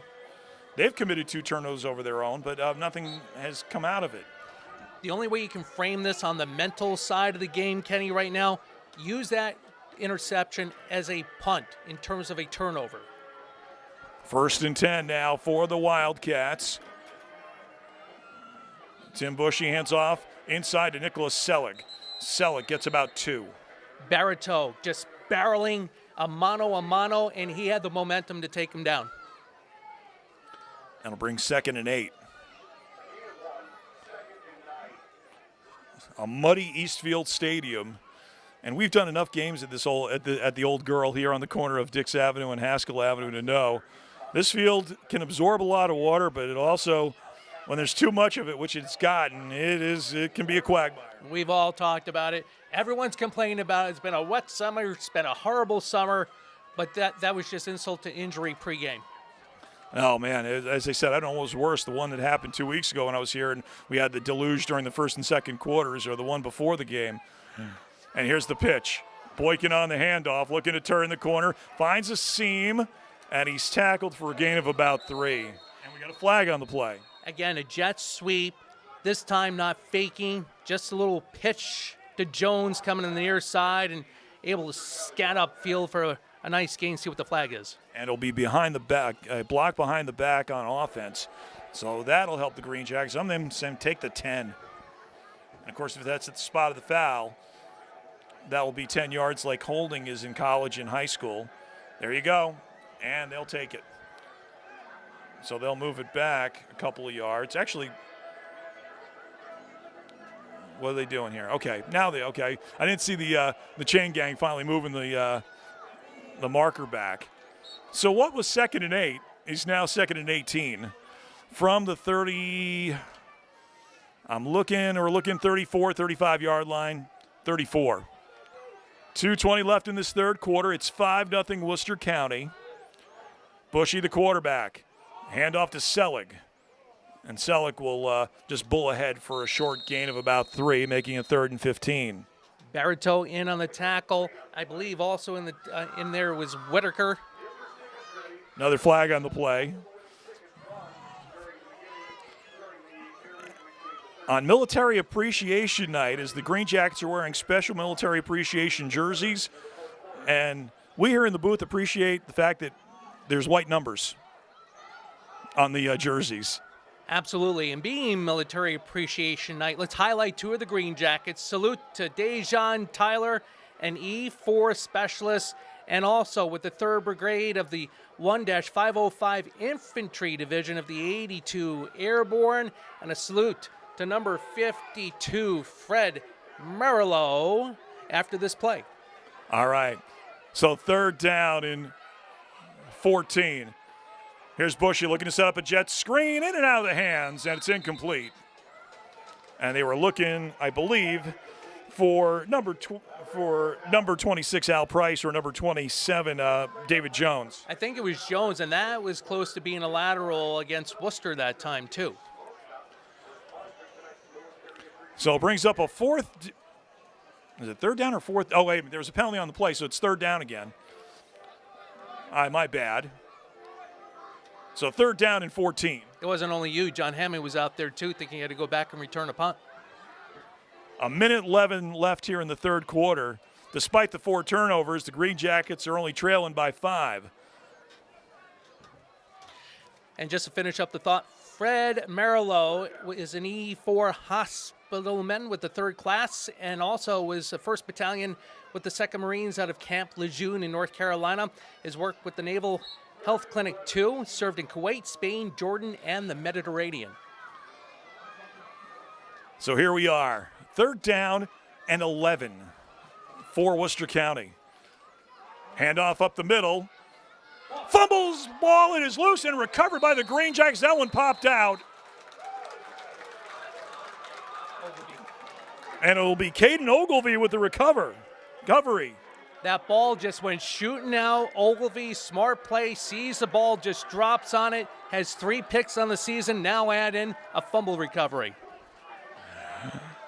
So now we've got 4 turnovers for the Greenjackets and 3 for Worcester. This is where the Greenjackets with the field position, 52 seconds left, knowing that you can run a couple plays, get over to the other side of the field, go into the 4th quarter saying this game is winnable, and it is still winnable on either side. 1 possession. We've seen games like this in elements, perhaps with more rain and snow at the times of the year, but spreading the offense out has worked. On the previous drive, they go back to it. I like it. Ask me about the Warrensburg Slush Bowl of 2004, one of my favorite moments. Oh, not. Lewis looking to throw, sets up over the middle, got a receiver, and it's a 1st down for the Greenjackets, and I believe that's Hammond, but he was down when the ball came out. The ground can't force a fumble. Nice play by Johnny Hammond, looks the ball right into his hands, turns upfield, gets taken down, but again, down, 1st down, let's go Greenjackets. Was it Hammond or it might have been Glaunin? I don't know. I saw a 2 on it, but I'm going to give John Hammond the catch. I believe it was Hammond. Now it's his first catch of the night. As Paul Pickering talking things over with Michael Lewis. As that'll be the end of the 3rd quarter. And again, it's been a battle of field position and a battle of turnovers, each team committing one of them here in this 3rd quarter. And we, as we say, we hold serve, all you tennis fans getting ready for the U.S. Open. It's 5-0 Worcester at the end of 3. Nice what Glens Falls is doing here. Going up the middle, hasn't been working in tight, and guess what? You spread the defense out 2 wide each side. Prastio, he can do that little juke move and then just shoot north-south, but when you're able to build the confidence of Lewis connecting with Stasinski, and yes, he had the pick going to Colson before this possession. He hits Hammond. Now 4th quarter action, 1 possession game. Let's see the Glens Falls offense continue to grow in confidence here and be able to seal the deal heading downfield. Ken Lucchese, And Tim Drawbridge from Eastfield Stadium. Thanks for tuning in. You're watching coverage of Glens Falls Greenjackets football and the New England Football League on YouTube. As we start the fourth quarter here, the Glens Falls Greenjackets going from right to left. If you know anything about Eastfield Stadium, the entire field is set up in the outfield of this baseball ballpark, and they are going from right to left towards the end, what I call the Glens Falls Little League complex. If you can see it on your cameras, that's what's beyond to the left-hand side here. Over on the right-hand side is Haskell Avenue. So 1st and 10 from the 45. Lewis looking to throw, airing it out, and looking for Stasinski as he cut in and the ball went wide. The ball short, double covered with Stasinski going to basically in a fly route. He had Pinkering open on the far side flat, and Lewis is going to look at game tape going, wow, I had nothing but real estate if I could have gotten the ball to Pickering instead. That was a great throw, a great way to start the first quarter, opening up the offense here. Greenjackets haven't been able to do that up until now, and you know, with the footing and everything, it looks you're saying, like, where was this earlier in the game? But you know what? When you're trying to figure out your offense, and now they do, as Hammond is now split out along with another wide receiver, 2 wide receivers to either side of the field. I believe that's Austin, your side. And here comes a man in motion. That's Pickering. Low snap, handoff to Prastio, up the middle. He'll break a couple tackles. He'll get at least 6, and he'll bring up a 3rd down and short. Nice thought with getting the direct snap to Prastio. Nice catch. Basically around his knees or his shins and going right upfield to make this reasonable on 3rd down. Next week, if you're a high school football fan, it's called Week 0. So what it means is that teams have the option of playing a full game or doing what would next week be called scrimmage week. And trust me, I've covered enough scrimmages where I was doing 4-a-days. In the morning, I'd go to Glens Falls, Fort Edward and Hudson Falls. Then at night, go up to Lake George in the middle of tourist season to see the Warrior, then known as now I'll call them the Lake George Lakers. I got to be nice. The Lake George Lakers, when they weren't merged with Warrensburg, doing a night scrimmage. Yes, in the middle of the busiest time of year on Travers weekend. The good thing I never had to go to Saratoga during that to cover a scrimmage of the Blue Streaks during that time. Would have never gotten through. All right, here we go. 3rd and short. Lewis looking to throw. He's got some time, throwing over the middle, and it's picked off. He overthrew his receiver at the 10-yard line. Here comes the return man, and he's tackled from behind. And again, he overthrew his receiver, and it was just a center field catch. Good tackle by Colson on the pick. Lewis is going to regret this throw downfield. He had John Hammond in the flat, near side for 1st down yardage. Sometimes you can see somebody rolling downfield, maybe having separation, but in this type of game, check down short if you know you can get the 1st down within 4 or 5 yards of the line of scrimmage. And again, what has done the Glens Falls Greenjackets well all year is their defense, and their defense has been stout. 5th turnover of the ball game for the Greenjackets. You know, you're going to look at this film and say, ugh, what could have been. You know, take it. There's no excuses for turnovers, whether you have a dry field, wet field, artificial turf, grass, you're playing on the sand lot as a kid, or playing street football with your buddies, and hopefully not hitting somebody's car and getting the car alarm aloft that was the 1st down marker. But turnovers kill, and you got to win the turnover battle. Just inside, 13 minutes to go, 5-0 Worcester County. They've got the football, 1st and 10. Fake handoff, set up a screen. This one is good. Cuts it back inside, running, breaking a couple tackles, and it'll be close to the 1st down. I believe that's Boykin on the play. Tyus Boykin, one of the 2 number 8s, the other one being a tight end who wears number 8, but we haven't seen him. We've seen him on the field for special teams, and that is our friend Giannis Politis, but it's been Boykin doing the yeoman's duty of the number 8 tonight. Nice getting the ball out to Boykin. I believe it's number 19 with Worcester, who ended up having a nice block to spring Boykin for that nice gain on 1st down. So it'll be 2nd down and inches, and I think this is going to be a handoff right to number 44, Nicholas Selleck, or number 35. Here comes a man in motion. That's Boykin. And Selleck on the inside, handoff, breaks a few tackles, gets the 1st down, crosses midfield to about the 49-yard line. And that was just good power running there by Nicholas Selig. 72-63. The center and the right guard have been winning the trenches here against the Greenjackets, blowing off the 2 tackles on defense on those north-south inside handoffs to Sillig. So they'll move the chains, 1st and 10 from midfield. 11 minutes, 30 seconds left here in the football game. 5-0 is your score on a field goal in the first quarter and a safety in the second. We talk about the tiebreakers. It's going to come down to next week, depending on how this score ends up. Bushy, 1st and 10. Fumble the snap. Ball is loose. And it will be Worcester County again recovering. That one I don't think even made it to the quarterback. No, it didn't. Good play by Bushy to be able to scramble forward and jump on the ball because the interior of Glens Falls was there to pounce on it too. So it'll be 2nd and 10. 10 minutes and 50 seconds left here in the football game. These two teams met earlier this season in Worcester on the turf there, and it was the 1914 win for the Greenjackets. Greenjackets coming into tonight have only given up 35 points on the year. They had their 3-game scoreless streak snapped on a field goal. I wonder what the touchdown streak is going to be. That would be an interesting stat to find out. When was the last time they gave up a touchdown on defense? Here's Bushy. Sets up a screen to number 27. Cuts it back inside, and he gets knocked out of bounds. That is David Jones, by the way, on the reception. Nice by Jones, looking the ball right into his hands because Bushy did throw a lateral on that screen, and Jones takes it right upfield to end up picking up the yardage loss, and now it's 3rd and 6 along 7.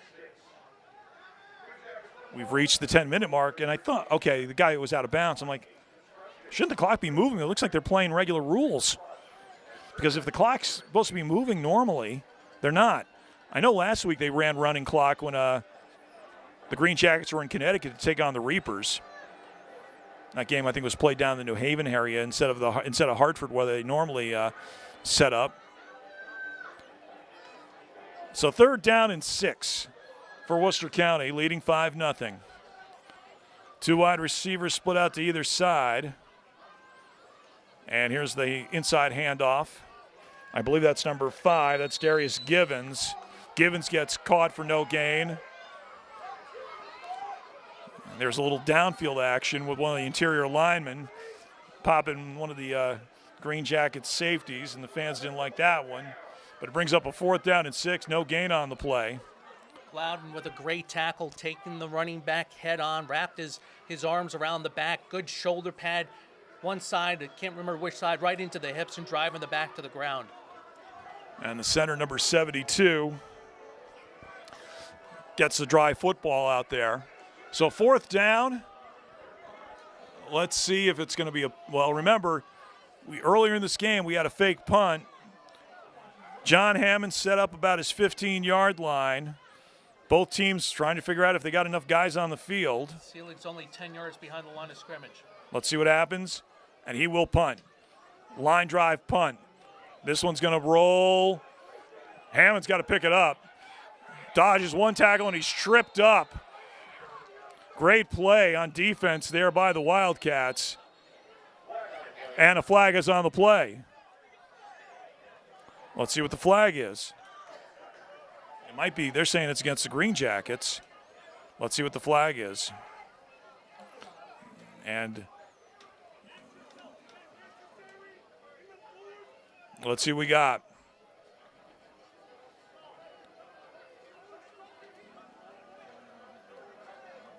We're waiting to see what the flag is. I think they may be waving this off. Oh, okay. They've got the ball. There's some players. The officials are coming together, talking things over with players from Worcester County. Greenjackets are on offense still. Let's see what they're doing.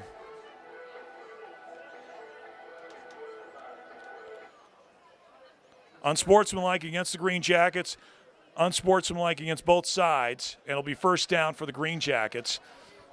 That's why it's offsetting penalties. Offsetting penalties after the play. So that will they kick it again? Yeah, it looks like they're coming back and kicking it again.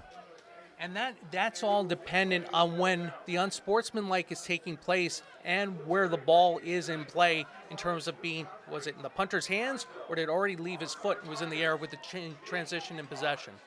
So 2 unsportsmanlike conducts, about one on either side. And they will punt the ball again. As both teams trying to settle things down here. Well, at this point, they got to try to remember now what was the line of scrimmage, down in distance. So they got to consult with the crew, with the chain gang, remembering what was over on that side of the field. So this is going to take a little bit of time to sort out.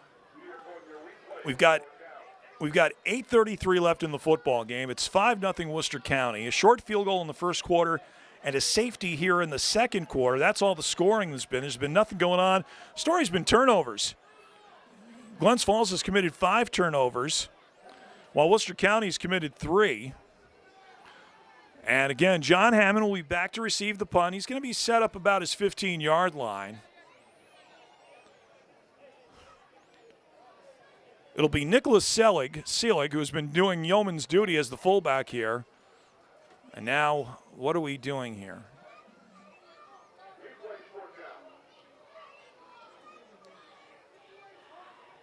Okay, so now we're getting everything set up where the punt and everything is. I think it's McLaughlin back instead of Hammond.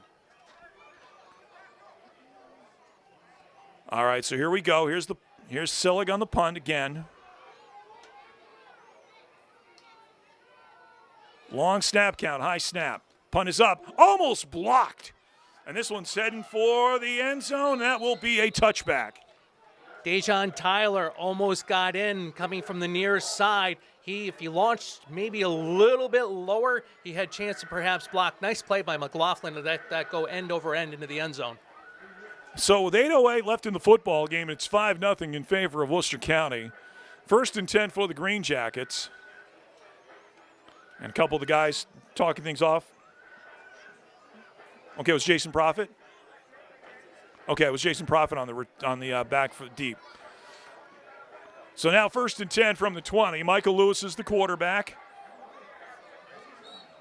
Actually, now we got our 4th quarterback. I believe Emmanuel Isaac's now in the game, and he is in the game. With Prastio in the backfield, 2 wide receivers split out to either side of the field. Handoff to Prastio. Breaks 1 or 2 tackles, still on his feet, and he's going to get caught up for no gain. That was Baxter shooting in from the defensive right side to get Prastio down low, and forward progress obviously was completely abrupted. They'll give him a loss of 1, so it'll be 2nd and 11. 7:45 left here in the football game. It's 5-0 in favor of Worcester County. Emmanuel Isaac is the quarterback. Former Schenectady Patriot.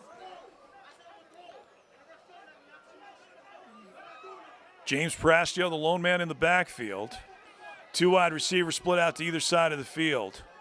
You can tell who's got the cleanest jerseys on the field. That's the receivers for the Greenjackets.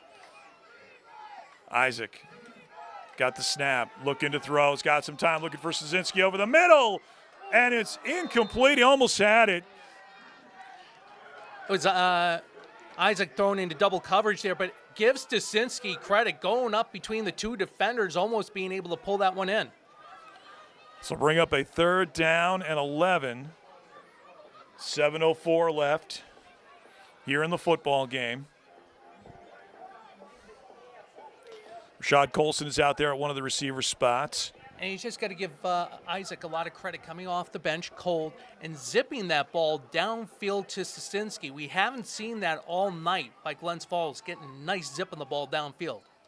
Profit and Colson are there to the near side. Pickering and Szynski to the far side of the field as the Greenjackets going from right to left. Here's Isaac looking to throw one over the middle. Incomplete. As they were trying to find Colson on, it'll bring up a 4th down. Nice coverage by Boykin. Nice play, both offense and defense, and the refs decided to let them play. So bring up a 4th down, and that means Heath Armstrong will come out to kick with Tyus Boykin. Set the return the punt. He's going to be set up about midfield.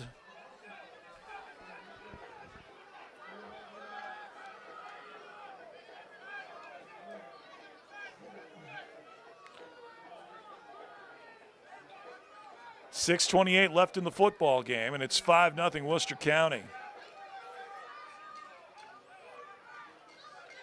Armstrong.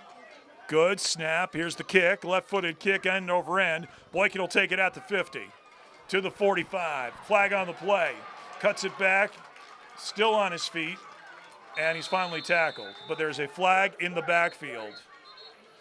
There's a flag in the defensive backfield. Yeah, you could see Stephen Smith Jr. push Pickering in the back and just getting slammed down to the turf. Nice by Boykin to get that ball on the fly and get upfield immediately.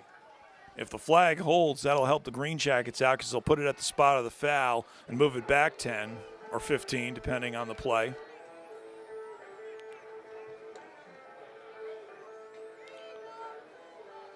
Point of spot foul, right? So that means walking back from just inside the 50. This will go back to the 38, maybe the 33. So let's see, I think it's going to be a 10-yarder.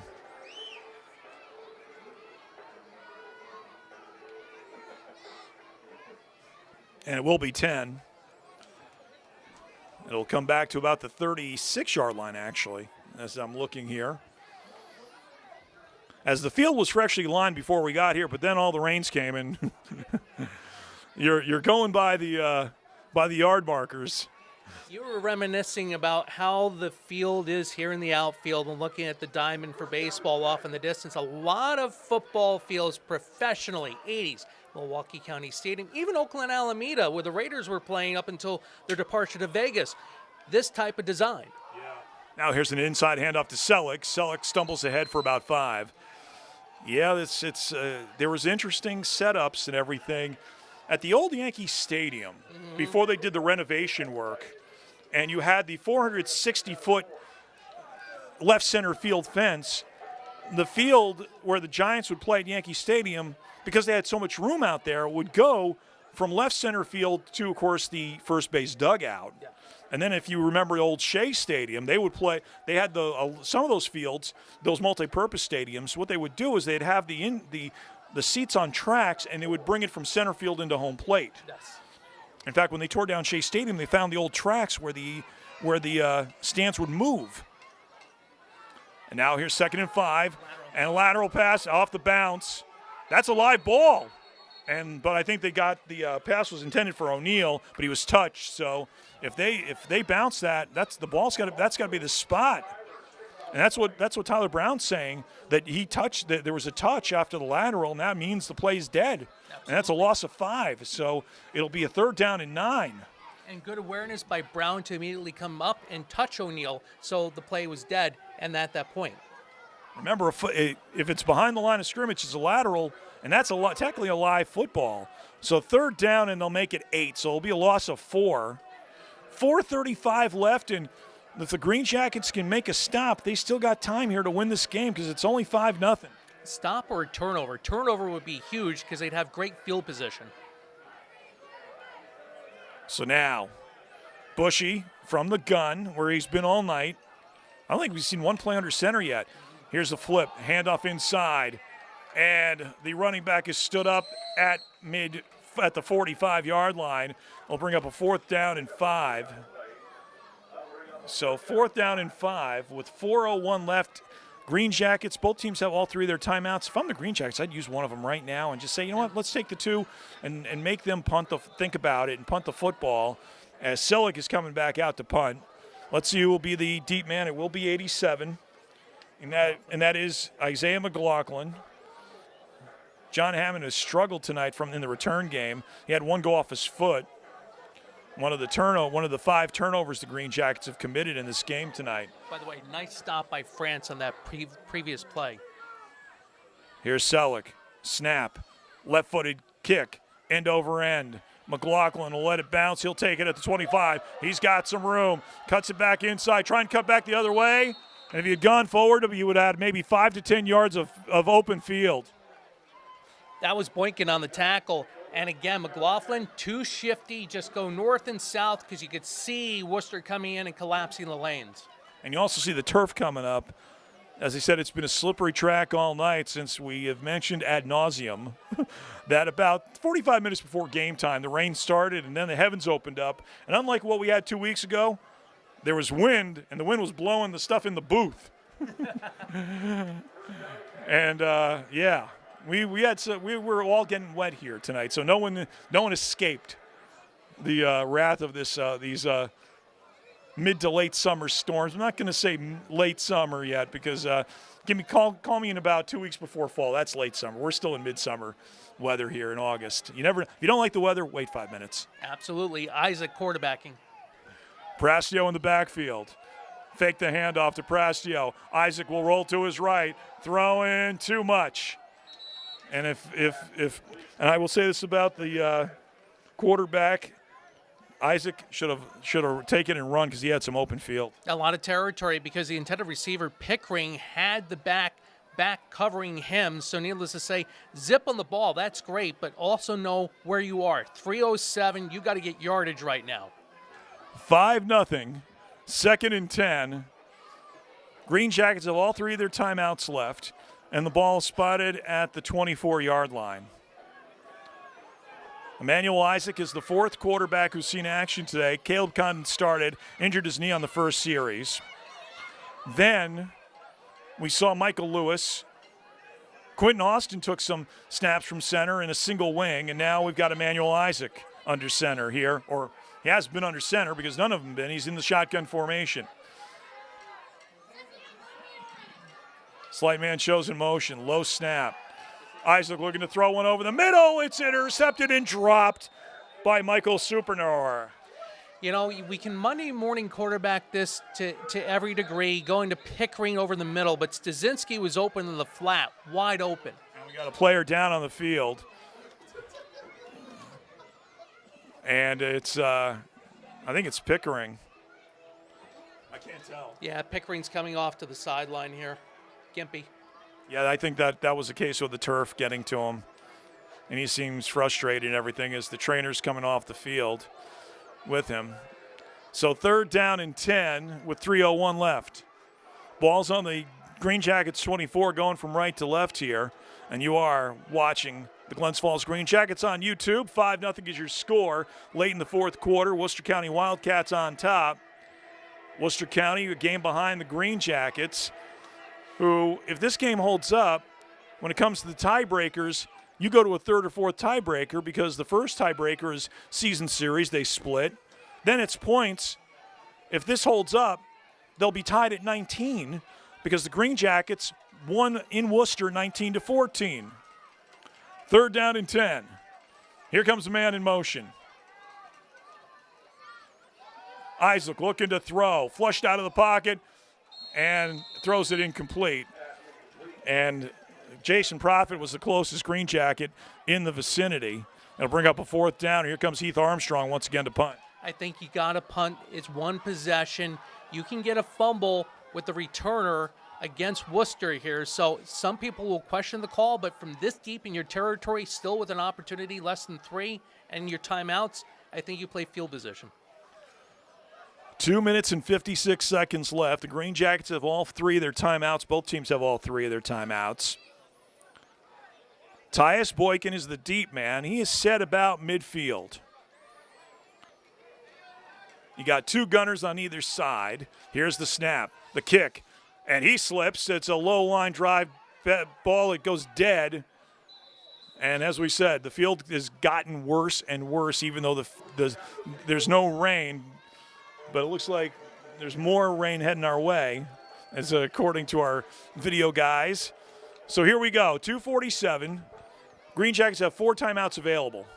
And I will just say, looking down at the field right now, this is very reminiscent of 1982 Jets-Dolphins, Jets losing 14-0, because this is the way the field looked in the second half, and we do have some rain coming in from Queensbury to the north and west of us. Well, I will say this, though. Remember, they did not put tarp on the field the night before. That was purposely done by Shula. And that set a rule that teams had to put turf on the field if the threat of rain. Now, if you remember, the Ice Bowl, the great Ice Bowl of Green Bay, they had covered the field, and the field was warmed. Well, it didn't work, and that's caused the problem. Mm-hmm. If you remember back in 1965, we had a flag on the play, and that's handoff to Selleck, who's tackled right from behind. So let's see if we got a flag. It looks like there was an offside call against the Green Jackets. Leave the tackle by Murillo, just man-on-man on the running back, taking Seelig hard down to the ground. 2 minutes and 40 seconds in a 5-0 game.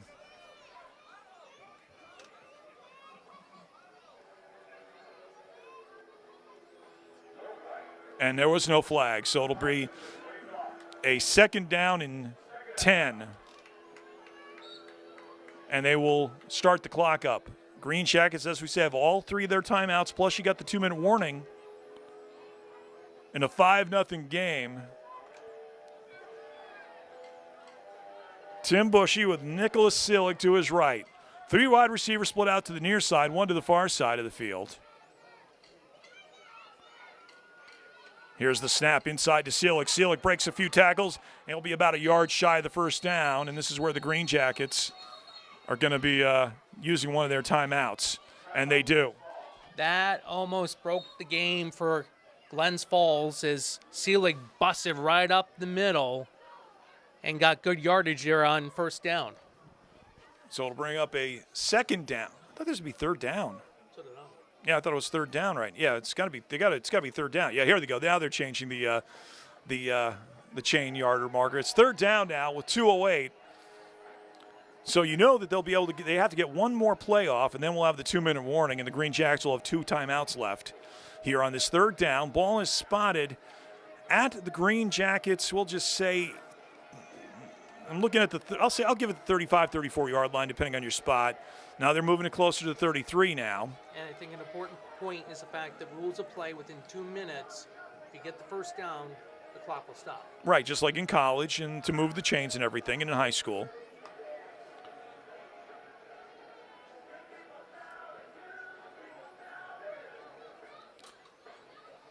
Scoring early happened for the Worcester Wildcats on a field goal following the first of the 5 turnovers committed by the Green Jackets. Short field goal made it 3-0 at the end of 1. And then in the 2nd quarter, on a bad snap on a punt by that Heat Armstrong never got a hold of, end up into the end zone and ended up being a safety, and that's where we're at with the scoring. A lot of dirty jerseys out there. That's one thing I can guarantee for after tonight. A lot of mud and everything. There are going to be a lot of cold showers tonight. Here's the handoff to Seelig. Seelig's got the 1st down and more as he cuts it back inside to the 20, 10, 5, and he is in for the touchdown. It is now 11-0. Time of the touchdown comes your way at 13:02 of the 4th quarter. Nicholas Seelig, he's got to be the MVP for Worcester tonight. Just grinded and grinded. The ground and pound you talk about when it comes to running the football up the middle. This time nobody was able to drag him down and pay dirt for Worcester with the point after pending. We'll attempt the extra point. With 1:58 left, it's 11-0. This should be fun. That is in the same area where Armstrong tried to punt and he lost his footing. If I was Worcester, I'd go for 2. Why not? You know, I'm not. If you're trying to kick this thing, forget it. Boykin, by the way, is the holder. I don't think it's Yanni Politis. Here's the snap. Kick is up. There's a flag, though. And the extra point is good. I thought there was a flag, but the whistle blew, and it makes it the score 12-0.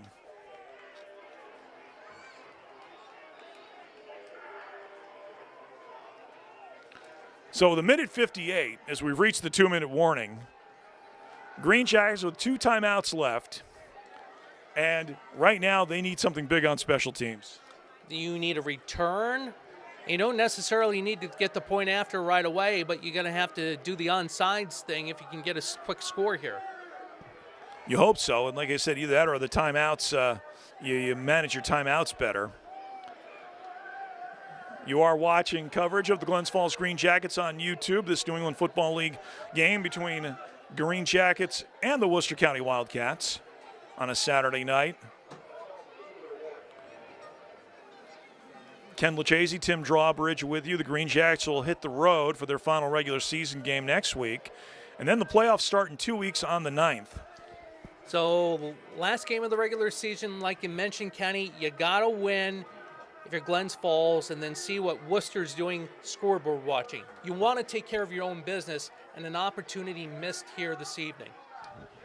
Now with this touchdown, Worcester County has the advantage because both teams have split the regular season, but with that 7 points, Worcester County has the point differential, 26-19. No, wait a minute. So it was 5 plus, 26-19. Getting ready to kick it off. Let's see. Back for the Greenjackets is Isaiah McLaughlin, number 87. He's about the 21-yard line. Now here's the kick. High pooch kick, end over end. Ball will die. Picked up by a turn man. And looking to turn it the other way. Nice play there by Isaiah McLaughlin. Still on his feet. As he ducked 4 tacklers, he's finally brought down. Give McLaughlin credit. Kept light on his toes, wasn't really digging his feet in the turf, but Worcester eventually just swarmed and took him down. And now we got 1st and 10 now. The coaches are trying to separate players and everything. Things are getting a little chippy at times towards the end of this game, especially when you got that pile-on at the end of the kickoff.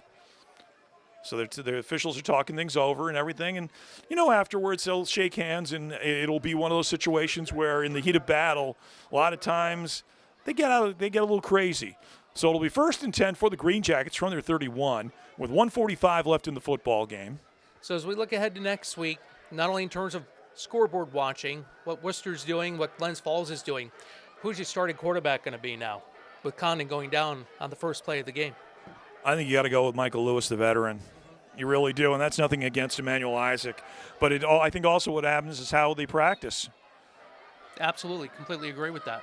And what Paul Pickering's got to do to figure out this offense. So 1st and 10, Prastio in the backfield, 2 wide receivers split out to either side. Here's Isaac, looking to throws, got some time, flushed out of the pocket, throws one, a little underthrown. I believe that was McLaughlin again. Isaac, if he's got more depth on that ball, he can hit McLaughlin on stride. It was great coverage by Worcester. And he did have a step or two on the receiver, as we've got 1:38 left. And keep in mind, week 1 mop-up duty, Isaac had a nice long, I believe it was a 50-yard touchdown pass in mop-up duty to Stasinski. He's got zip, he's got strength. Just loft the ball up and let somebody run underneath it. And Isaac's come out of the game. He's came up a little gimpy as Lewis is back in at quarterback. Michael Lewis, Salem General. And, of course, Salem's now with Cambridge and everything. As they got that nice combination of the black, orange, white, and purple that Salem brought over. So Lewis now, the quarterback. Hand off to Prastio. Prastio will break a couple of tackles for a short gain, about 1 or 2. As we've got 1:30 left in the football game. As they stop the clock and then they restart it. So 3rd down and 9. This is where Glens Falls fine. It's a 2-possession game, but still use this as an opportunity to run your 2-minute offense. Everybody should be up on the ball waiting for Lewis to come back with the play and call it at the line of scrimmage and go. So you look at 3rd down and 10 for the Greenjackets. Inside a minute to go here, trailing 12-0. On a late touchdown run by Nicholas Selig with about a 1:58 left in the football game.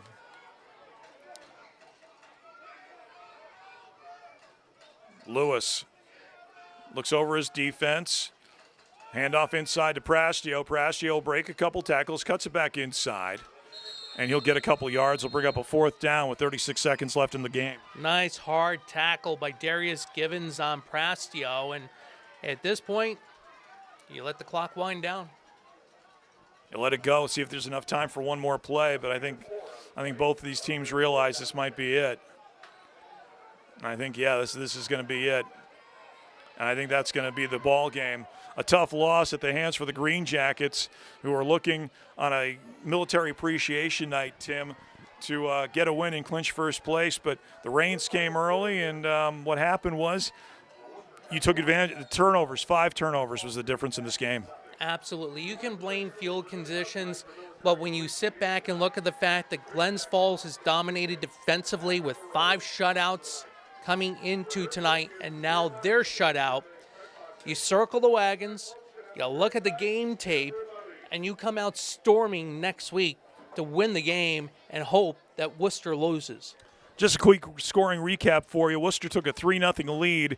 They won the toss. They elected to defer to the second half. And what happened was, on the third play from scrimmage for the Greenjackets, a high snap, 2 things happened. It was a fumble, and we lost Caleb Condom to a knee injury. Worcester recovered, was stopped, kicked a short field goal, making it 3-0. In the second quarter, another turnover. Greenjackets led to a safety as it was a bad snap on a punt. Sloppy track and a bad snap to the punter, to Heath Armstrong. Never got it off, never got the ball near him. He was smart enough to swat it away into the end zone, forcing the safety. That made it 5-0, and that held up until about 1:58 left in the football game, where Worcester took over, and Nicholas Seelig finally was able to break a couple of tackles and scored on a 33-yard touchdown run. The kick was good, and it ended there at 12-0. Again, who's your quarterback going to be next week? You agree that it's going to be Lewis. He's got the experience here after last year. But you put this one in the rearview mirror, and you look forward to next week. Have a good week of practice. Say, you know what happens. Like I said, the bad weather came, and it didn't help either team, as we had 8 combined turnovers between the two. It was just that in that first half, the 2 turnovers helped the Worcester Wildcats take that 5-0 lead. And that last touchdown came on a short punt return.